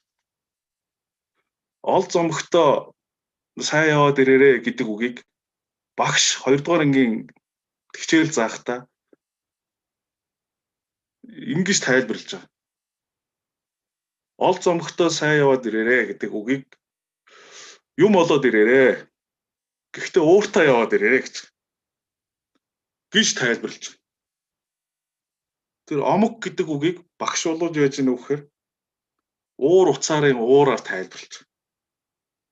Тэгээ ийм одоо юу гэдэм бэ? Ном үзэхгүй байхын тэр нөгөө урлаг уран зохиолоос хол байхын хамгийн уршигтай тал нь энэ. Ол зомгтой сайн яваад ирээрээ гэхийг л юм болоод уурлаад яваад ирээ л гэж одоо багш нь сурагчтай тайлбарлаж. Тэгээ тэр багш бол залуу багш байна. Яг одоо ном үзээгүй явсаар байгаад багш болоод хүрээд ирсэн. Ийм л багшийн үйл ажиллагаа үйлдэл болж байна. Ийм уршигтай зүйл. Энэ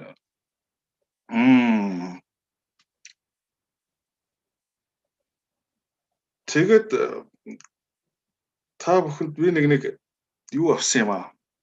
Нэг социологийн судалгаа. Энэ бол нөгөө Японы улс орнтой хамтарч хийсэн.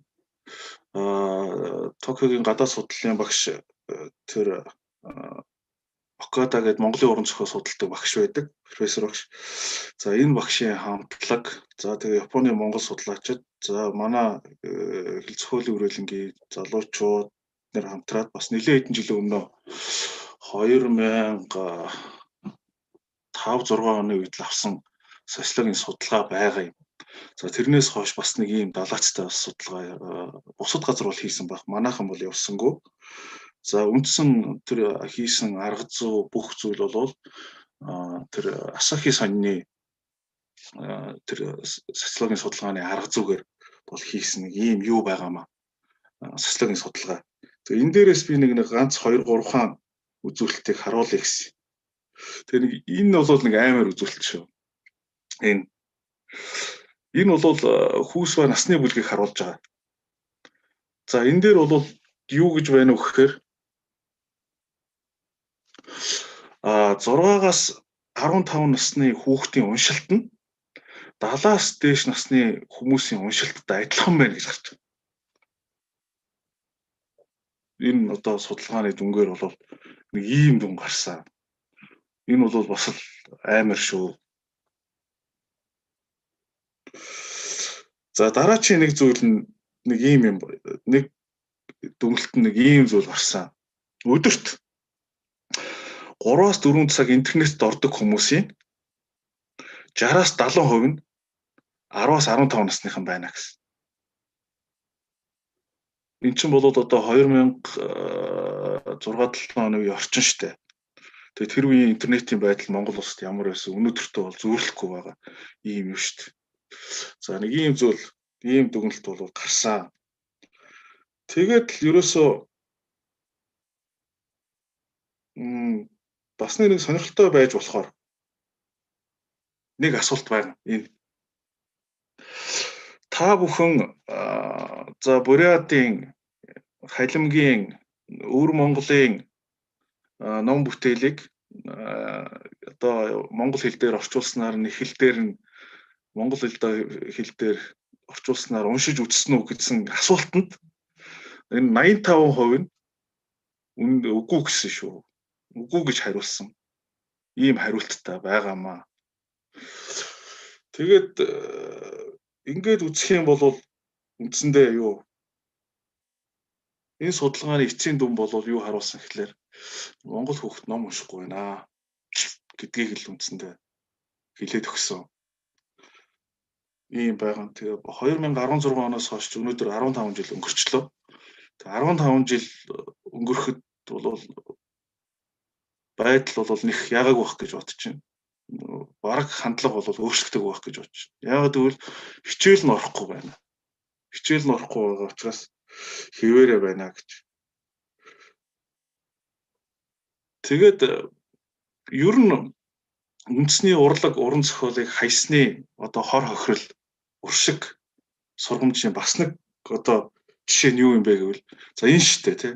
Энийг бол одоо та бүхэн маш сайн мэдж байгаа шүү дээ. Энэ одоо Москва хотын 263 дугаар сургууль дээр болсон одоо энэ үйл явдал шүү дээ.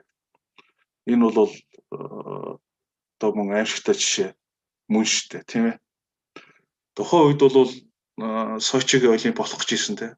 Олимпийн өмнө хүн болсон Москвагийн сургууль дээр сурагч одоо гэмт хэрэг үйлдсэн ийм.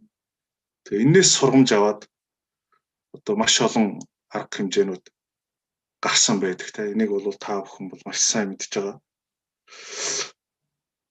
Тэгэхээр нэг чухал арга хэмжээ бол одоо Оросын албаны улсын ерөнхийлөгчийн зайрлаг те. 2015 оныг Оросын одоо уран зохиолын жил болгож зарласан ийм зарлиг байна шүү дээ. Тэгээ энэ бол одоо олон юу гэдгийг сайн үйл бүтээхийн эхлэл болсон. Бид одоо ийм зүйлээс одоо сэрэх ёстой, анхаарах ёстой гэж ингэж бодож байна. Туршлага авах ёстой. Туршлага авч одоо үзэх ёстой. Тэгэд хамгийн энгийн жишээ. Тухайлх юм бол энэ Оросын албаны улсын 4-р ангид үзэж байгаа уран зохиолын хичээлийн сурагч байна. Уран зохиолын хичээлийн сурагч байна. Энэ сурагчийн агуулгыг үзэх юм бол үнэхээр маш хөөрхөн. Өөрөөр хэлэх юм бол Орос хүн гэж хинбэ гэдгийг л бүр нэг вакцины хийгээд өгсөн юм шиг. Энэ дотор нөгөө частушка байна уу? Байна. Аман зохиол бүх зүйлүүд байна.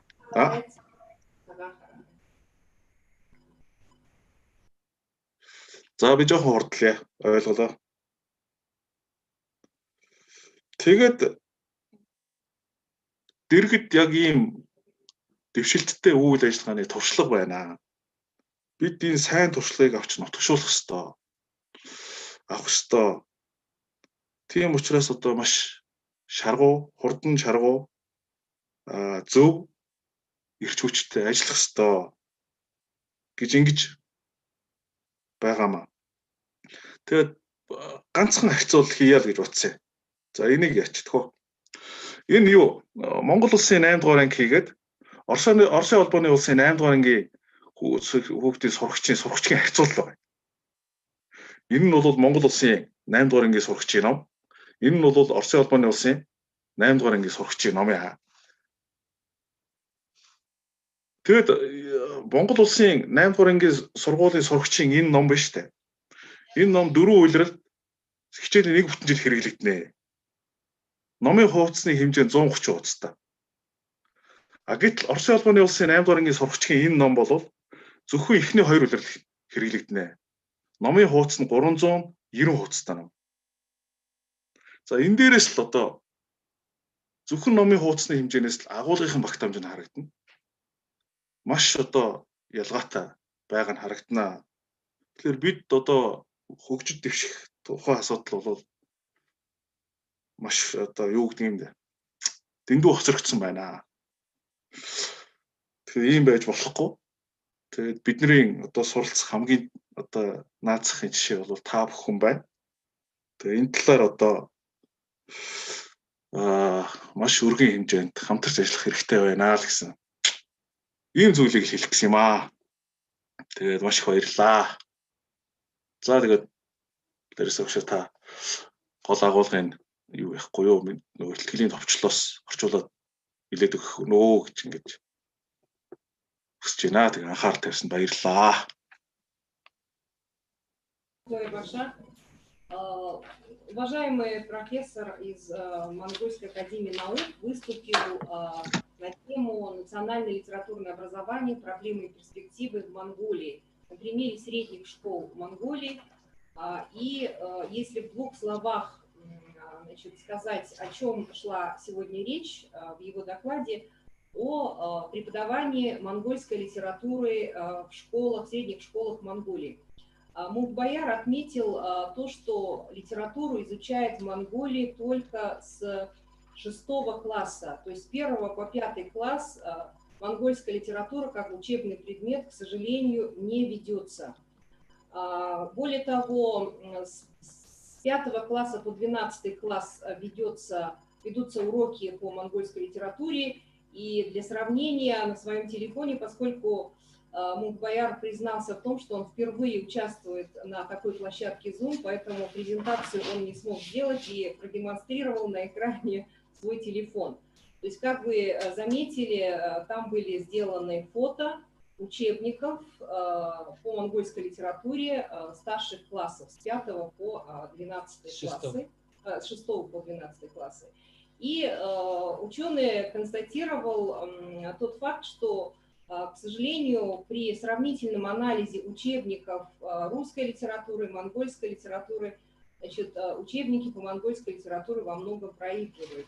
Например, он коснулся, значит, учебника по русской литературе, по-моему, 6 класса. Объем учебника по русской литературе охватывает 390 страниц для примера, да? А по монгольской литературе всего 130 страниц. То есть это очень большая проблема для литературного образования Монголии. Над этим надо работать.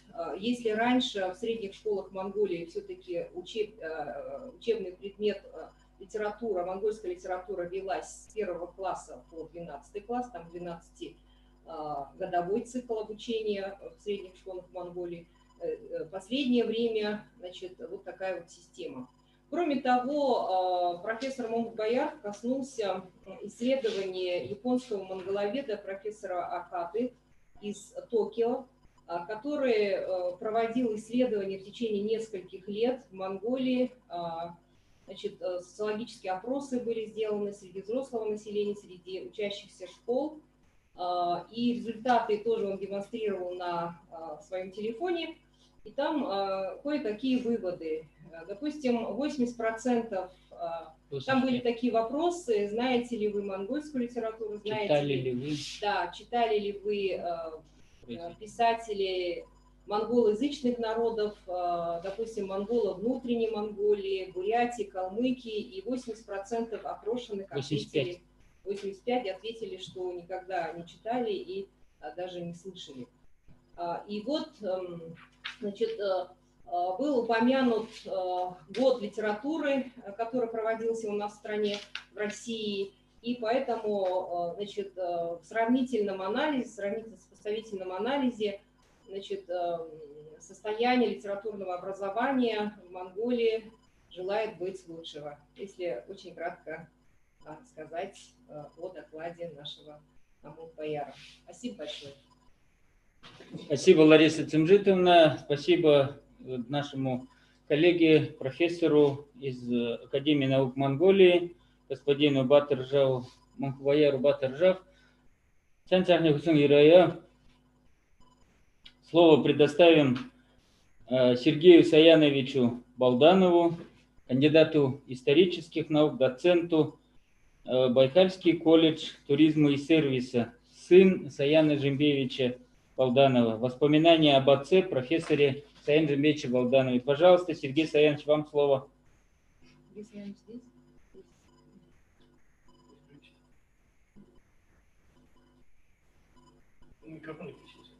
Сергей Саянович, у вас микрофон не включился.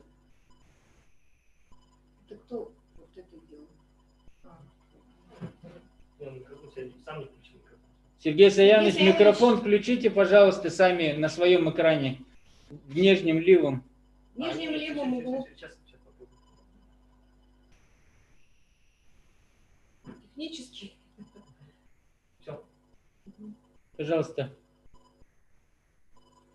Мы вас не слышим. Можете Он ничего говорить. не Все, говорит. подключился. Ага, звук подключился. Сергей Саянович. Мы вас слышим. Нет, не слышу. Слышим же, листает. Он может нас слышать. Не, он может включить. У вас включен микрофон. Разрешение дано, есть. Сергей Саянович, у вас подключен Говорите. микрофон. Говорите. Да, можете говорить. Не, Организатор отключил звук. да я включил. Сейчас вам включили звук. Говорите. Скажите что-нибудь. Раз, два, слышно, да? Все слышно, да, все слышно. Хорошо. И громкость, если у себя на компьютере, прибавьте, пожалуйста. Немножко громкость добавьте. Ага. Мы вас слушаем. Здравствуйте. Сейчас слышно, да? Да. Здравствуйте, уважаемые коллеги. Ага. У меня выступление не научное, у меня скорее просто воспоминания об отце. Поэтому, в первую очередь, что я хотел бы сказать. Огромную благодарность организаторам проведения конференции, потому что вот в такое тяжелое время, связанное с коронавирусом, все-таки молодцы, организовали конференцию, пусть она будет онлайн режиме, но ничего страшного, думаю, да. И благодарность хочу выразить от лица нашей семьи, в первую очередь, от лица всей нашей многочисленной родственной диаспоры, скажем так, от всех родственников, за то, что помните папу, за то, что чтите память о нем, за то, что он остается у нас в сердцах. И, конечно, отдельно хотелось бы выразить благодарность, выделить, так сказать, Бурятскому госуниверситету, родной кафедре отца, за то, что они проводят данные мероприятия. Раз уж у меня выступление такое ненаучное, да, в плане воспоминаний, что бы я хотел тут сказать, да. В первую очередь я с детства, с юности, скажем так, помню папу, с точки зрения такой всеобщей какой-то внимательности, что ли, ко всему. Он был такой внимательный и как профессионал на работе, был внимательный как отец, как муж, далее там, как уже в плане дедушки, да, всегда уделял пристальное внимание нам, да, и как ему удавалось каждый раз находить какие-то нужные слова, какие-то нужные, какие-то свои примеры, да, из жизни, и благодаря этой его просто удивительной внимательности, трудоспособности какой-то, да, можно даже сказать, трудоголиком он был каким-то, скажем, своеобразным. И все это, конечно, передалось нам с Татьяной. Татьяна – это моя старшая сестра, для тех, кто не в курсе. И благодаря именно этому собственному примеру, я думаю, мы достигли тех высот, которые на сегодня мы имеем. Да? Кроме внимательности во всем, я бы еще подчеркнул такую просто немыслимую трудоспособность. Помимо того, что он занимался домашними какими-то делами, по хозяйству, прочее, да, и так далее, он умудрялся быть таким профессионалом именно в своей отрасли, своей деятельности. Создал свою школу, сегодня говорили, да, вырастил целую плеяду, если можно так сказать, выпускников, которые сегодня блещут, да, скажем так, на театре филологии бурятского языка. И поэтому эту внимательность, трудоспособность, усидчивость, да, она думаю, все-таки дала такие свои очень и очень достойные плоды. Ну вот как о человеке я бы еще бы добавил то, что вот целеустремленность, которую дала ему вот природа, да, родители, мои бабушка с дедушкой, она вот все-таки действительно вот помогла ему достичь тех высот, которые сегодня мы вот можем говорить, да, о папе.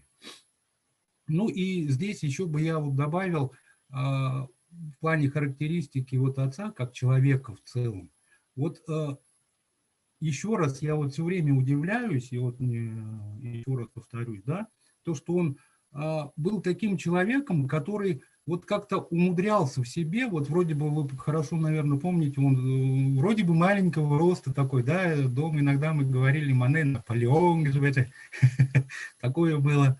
И вот вроде бы такой маленький, но при этом вот все закрывал, все успевал, все что-то делал по дому, что-то где-то там по работе, где-то, да, вот и так далее.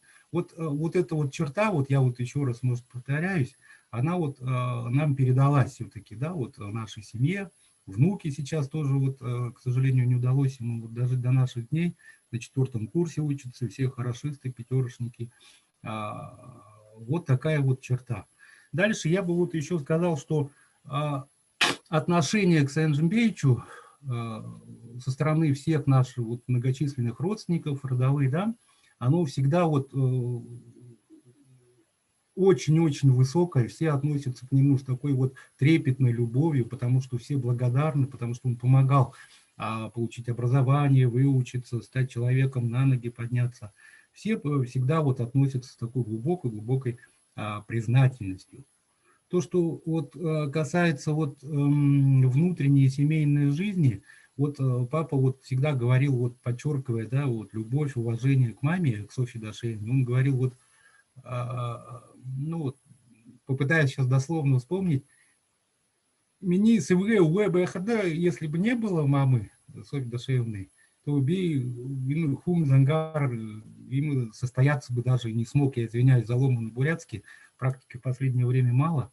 И вот, кстати говоря, о бурятском языке я бы тоже вот здесь добавил, что когда я был маленький, я вот амдах илинде орхудо научился говорить по-бурятски, на бурятском языке. И вот тоже это огромная вот благодарность, да, вот огромное вот влияние, именно опыт общения с папой, чисто на бурятском языке, где-то на литературном, где-то на тункинском диалекте. Вот это все привил именно папа, да. Ну вот, собственные мои воспоминания связаны еще с чем? Вот в детстве, я вот не помню, по-моему, Африкан Бальбуров, что ли, вот он меня вот попросил прочитать обязательную книжку, она называется «Отцовская коновязь». И вот когда я прочитал эту книгу, я помню, начал с такой неохотой читать, а потом постепенно все вот эти вот рассказы, когда я прочитал, вникся, мне стало очень интересно, и внутри для себя я так отметил, какая все-таки умная книга, и какой мой папа молодец, то, что действительно мне посоветовал такую полезную книгу, которая сейчас мне в жизни много когда пригождается. Вот такое вот воспоминание. Ну вот еще по отношению между мной и папой я бы тоже вот отметил, ну раз воспоминания у меня выступления, я вот фразу его хорошо запомнил, он мне говорил, все люди рождаются ленивыми от природы, все люди ленивые. И вот насколько ты, сын Сережа, победишь внутри себя вот эту лень, вот таким ты вот, собственно, человеком и будешь в жизни. Я вот это вот его учение, вот это выражение очень хорошо запомнил, сейчас вот сыновьям, племяннику передаю, и все вот тоже благодаря вот нашему папе, нашему деду. Это вот такое вот яркое воспоминание, да, вот из моей вот жизни, из нашего общения с папой, и вот которое крепко, очень сильно засело как-то вот в глубине вот души. Я бы еще отметил вот такие вот фразы, вот, ну, друзей у отца было очень много, да, вот, Дан Лаксонович, да, вот Анкархаев, Зынович Тапхаев, да, дядя Нима, вот Нима Сатурович Ивахинов. Вот.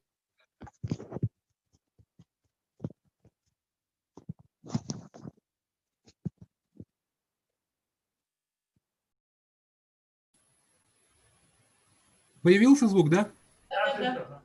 Ага. Вот Нима Сосори Чувахина, не муж, он говорил, как ши нухыр Сережа хода им хрыкте, им хода томоте, им ухат и варыхва. Вот так вот относились к нему, к папе, вот его друзья. И вот я вот тоже почему-то так глубоко засел в памяти, хорошо это дело запомнил. Друзей было, конечно, очень много, сейчас всех перечислять тоже не стану, да. По отношениям, ну вот к нам, ко мне, да, с Татьяной, к детям напрямую, я вот хотел бы тоже вот отметить вот такую вот черту. Вот еще раз я говорю о внимательности, да, вот целеустремленности отца. Вот он, как говорил, всегда, если что-то не получается, ты руки не отпускай, не опускай. То есть если поставил цель, пускай это будет цель какая-то однодневная, но вот эти вот цели, если ты будешь все-таки достигать, в конце концов, Хумболхаста, он нам так говорил. И вот с самого рождения, я когда родился, у меня был вот врожденный порог сердца. То есть я больной такой ребенок вырос. Мама, конечно, меня по врачам таскала, прививки, какие-то уколы, прочее и так далее. Это, конечно, тоже помогало. Но вот папа со своей стороны, он в юности был у нас спортсмен, занимался боксом, занимался лыжами, занимался, несмотря на свой рост, баскетболом тоже увлекался, да.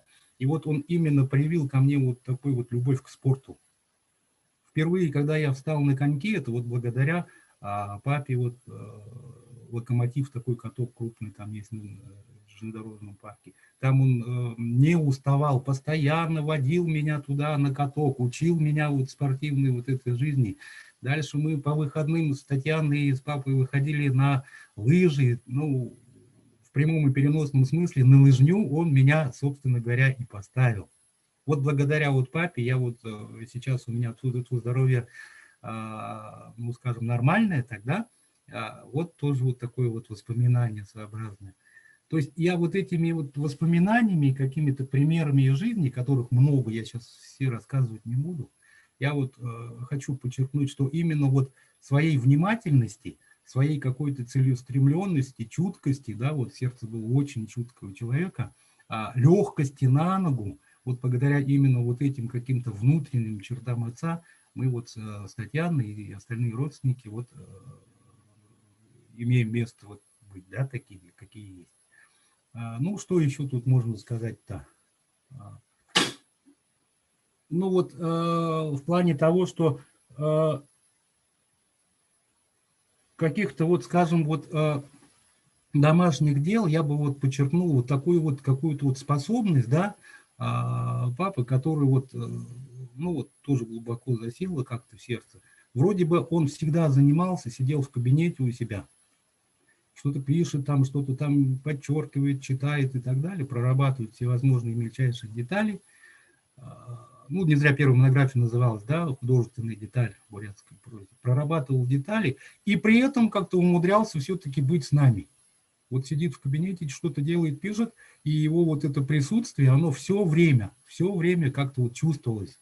Вот, что я, что Татьяна, да, что мама, мы вот всегда вот чувствовали вот это присутствие. Где-то он занимается в кабинете, где-то он на работе там с коллегами работает, где-то уехал в командировку, там, да, вот он много разъезжал, особенно в последнее время. И всегда вот чувствовалось его вот внутреннее присутствие. Я вот для себя всегда думаю, а что вот скажет папа в этой ситуации, как он поведет себя, что бы он сделал в этой ситуации. И вот это вот такое отношение, вот этого, да, вот как бы, ну, образ такой, да, образ-пример такого своеобразного. Вот я сохранил до сих пор. Я давно живу уже отдельно со своей семьей, и когда приезжаю домой, я, ну, прохожу квартиру и первым делом заглядываю в кабинет, там, где папа занимался, смотрю туда, на стол его рабочий, да, и так далее. И вот мне как-то вот сразу вот как-то становится как-то более надежнее, что ли, комфортно себя чувствовать. Я вот чувствую такую ступень или же плечо отца. И вот как-то вот с новыми силами, с новыми какими-то вот начинаниями начинаю как-то что-то там, ну, свое творить, скажем так, да. Вот такие вот, извиняюсь, вот такие вот воспоминания, да. Вот, ну, что еще тут добавить? Я бы хотел вот, ну, как бы в заключение сказать, что вот, ну, вот имя Саян, вообще вот, да, вот по-бурятски, по-шамански считается вот тяжелым именем. Я вот своего сына назвал тоже вначале именем в честь своего папы, тоже он был Саян Сергеевич. Ну вот в силу вот обстоятельств шаман ему сказал, что миртне хунды байна, и это хунды хода, ну, заложим учхы всякие разные и так далее. Ну и пришлось вот переименовать, да, ну, а вот папе вот почему-то вот в силу вот своих вот таких вот достоинств вот удалось вот такое столь тяжелое имя пронести с гордостью всю жизнь, вот такое имя, как Саян, да, вот Саянский город и так далее. Это тоже о многом говорит, подчеркивает его, да, какое-то вот необыкновенное вот трудолюбие, да, целеустремленность какую-то, внимание, чуткость во всем. То есть человек на самом деле вот в самых теплых воспоминаниях остается вот таким вот сильным человеком, очень сильным человеком, я бы сказал. Ну и что еще добавить? В заключение вот своего такого выступления, немножко по-бурятски, да, вот хундытын ухыт, бакшынар, эрдымтын, хода тима уркшыте, зоушынгwe, хода ими быеры, шанга, ушынгwe, хода явжил бейда, болтаге гедла. Ну и по конференции всем плодотворной работы, новых каких-то творческих успехов. У меня все. Сергей Саянович, биде танда ехыбайыр көргізбеніпте, ескі тұқайға ема хақнар, долақнар, қылыжы көржі, оның ұшырноды көржі, гір бұлды, ахнанға нүкірту хибутте, ашы зәнірте, ямырар қанды жбайын көржі, ұқытына шағынықыды ехы қойы бәні, биде бақшия ехы күнділді кәшіпте, танайшия манехо таниды қадытына ехы қойы бәдік бұйы өйте қажылсыз қылсыз бәқыд. Большое спасибо, уважаемый Сергей Саянович, за такой... Большое спасибо, Баир Дашевич.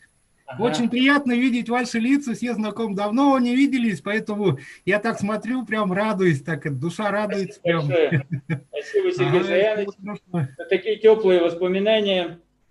Действительно, наш Саян Джембеевич был человеком очень доступным, очень общительным, очень интеллигентным, человеком высокой культуры, конечно, но и все ученики его, не только ученики по научной школе его, но и все студенты, которые обучались под его руководством на факультете бурятской филологии, слушали его лекции. Мне посчастливилось, например, присутствовать и писать о защите его докторской диссертации. В общем-то, мы счастливы, что он наш учитель не только по научной, по литературоведческой линии, но и очень много уроков жизни он нам преподал, пока мы молодые, юные, учились на факультете бурятской филологии. Большое вам спасибо, Сергей Саянович. Сейчас Лариса Цимжитовна разъяснит порядок нашей дальнейшей работы, а затем мы посмотрим документальный фильм, который мы постарались сделать. Ну, он такой небольшой, короткометражный, 7-8 минут. Пожалуйста, Лариса Мжитовна. Уважаемые участники нашего пленарного заседания, уважаемые гости, хочу напомнить о том, как будут проходить у нас секционные заседания. Те, которые заявлены в секциях нашей конференции, сегодня в 2 часа дня по этой же ссылке вы заходите на секцию номер 1 «Литература народов Сибири. Национальные традиции и современность». Начнется 2 часа местного лондонского времени. Московское время будет 9 часов утра. Напоминаю, именно по этой ссылке, по которой вы зашли на пленарное заседание. Завтра, 11 декабря, в 2 часа дня местного времени, 9 часов утра по московскому времени, будут работать 2-я и 3-я секции. 2-я секция – это языки и фольклор народов Сибири, и 3-я секция – это литературное образование, проблемы и перспективы. Программы были разосланы всем участникам. Если есть желающие смотреть трансляцию, значит, трансляция нашего мероприятия, пленарного заседания и всех секций будет одновременно на YouTube. Можно потом еще на YouTube еще раз посмотреть. Регламент работы на секционных заседаниях. Доклады 10 минут, обсуждение 5 минут. Примерно так. То есть заявлено у нас более 100 докладчиков. Ну, в связи с тем, что у кого-то связь плохая или у кого-то какие-то накладки с другими мероприятиями, возможно, народу будет меньше. Но, тем не менее, еще раз от имени организаторов хотим сказать вам спасибо, что вы нашли время, пришли к нам в гости, можно сказать, на этой площадке Zoom, несмотря на занятость, несмотря на сложную эпидемиологическую обстановку. Спасибо за очень интересные, содержательные доклады.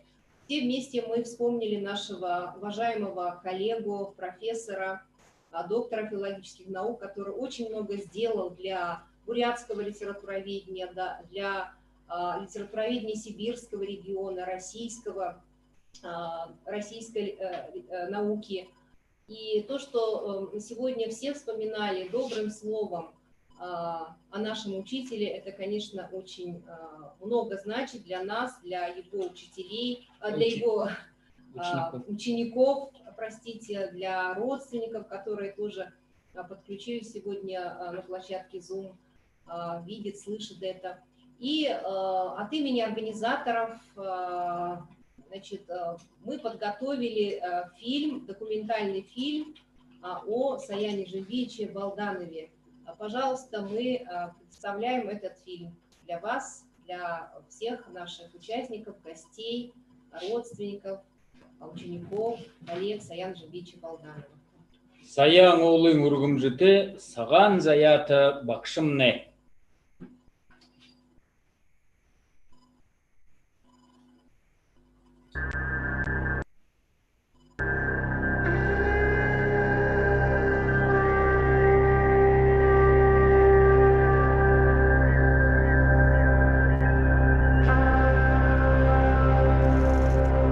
Он родился в месте, где название каждой пади звучит как призыв жить и благоденствовать.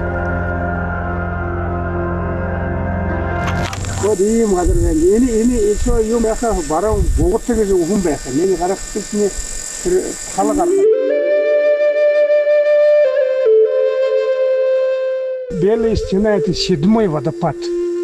7-й водопад, Нендер Гаржа, Лопат Хаптык Вегапти. Таинственные саяны всегда умели держать прямую связь с людьми, живущими у их отрогов.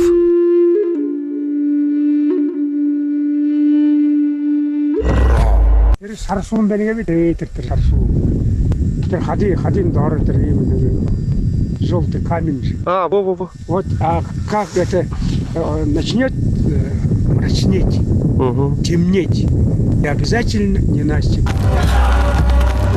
Наверное, именно ему было суждено стать тем, кто смог осмыслить бесконечную вселенную мифологии народов Восточной Сибири и дать новое дыхание мудрости прошлых веков.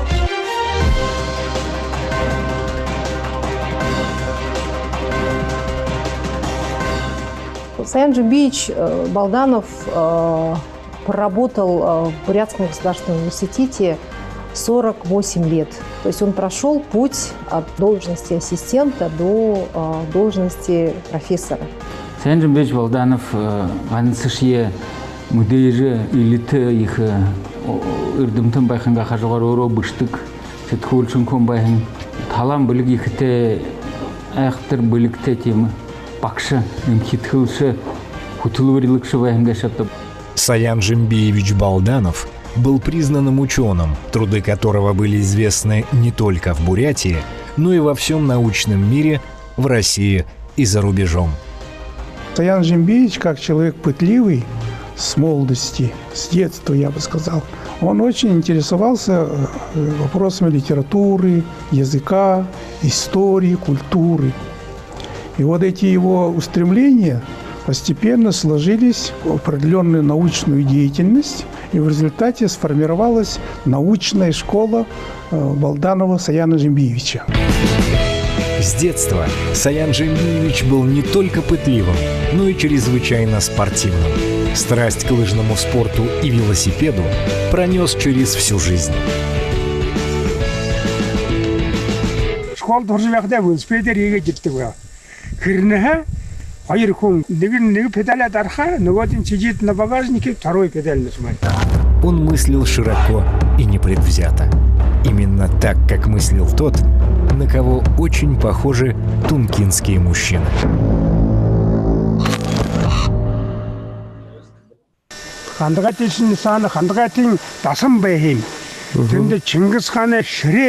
Его последняя монография как раз-таки связана с исследованием, изучением фольклорных традиций, изучением становления, развития литератур Бурятии, Тывы и Якутии.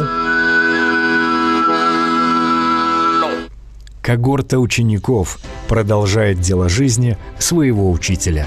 Будучи деканом факультета бурятской филологии, будучи заведующим кафедрой, он приложил огромные усилия для того, чтобы сформировать докторский диссертационный совет по литературе. Саян Жембиевич являлся научным руководителем 14 аспирантов и соискателей.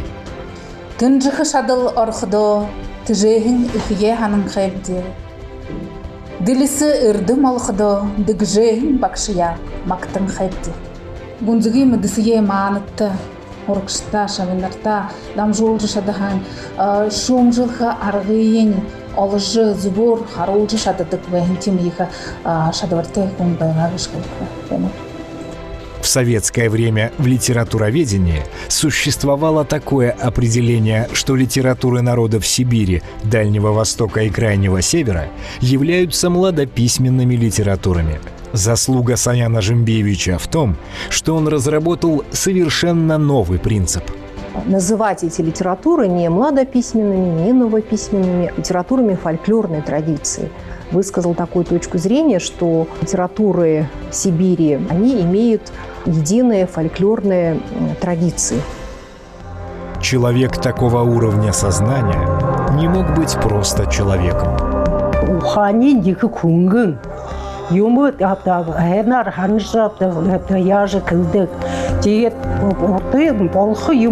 Предсказывать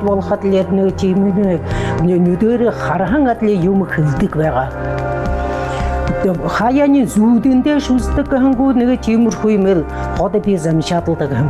Хөлөний тэр будущем болох юм ходо тулдаг байгаа юм. Дети своего отца продолжили династию педагогов высшей школы. Он дал какой-то своеобразный вот такой толчок, стимул, что ли, да? Какой-то вот, вспышку яркую, благодаря которой сейчас мы имеем ту филологию, которая существует на сегодняшний день. Би, бабара, еха, горжусь, уважаю, алтын-хун, шангы-хун бега, действительно был очень продуктивный человек. У него постоянно в голове были какие-то мысли. Вот он не сидел ему на месте. Ему нужно было ехать в Якутию, да? Он уезжал в Забайкальский край, очень много был в Чите. Уезжал в Туву. По-моему, до сих пор какая-то вот, знаете, связь.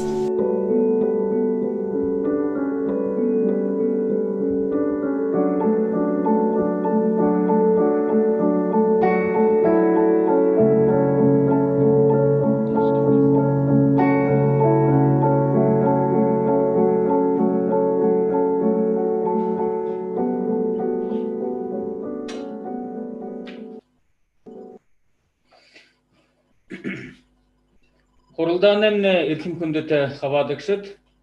Иным ұны пленарны зұбломны инегерегет дұғыр бұғыжы.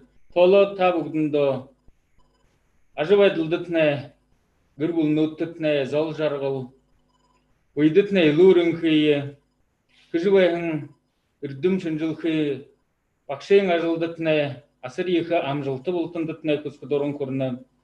Уважаемые участники пленарного заседания нашей научно-практической конференции, от имени организаторов Бурятского государственного университета имени Доржибанзарова, Министерства образования и науки Республики Бурятия, выражаем вам сердечную благодарность за участие в нашем сегодняшнем заседании и в самой научно-практической конференции, в секционных заседаниях. Мы хотим вам пожелать крепкого здоровья. В период пандемии мы просим вас очень бережно относиться к своему здоровью, соблюдать все меры предосторожности.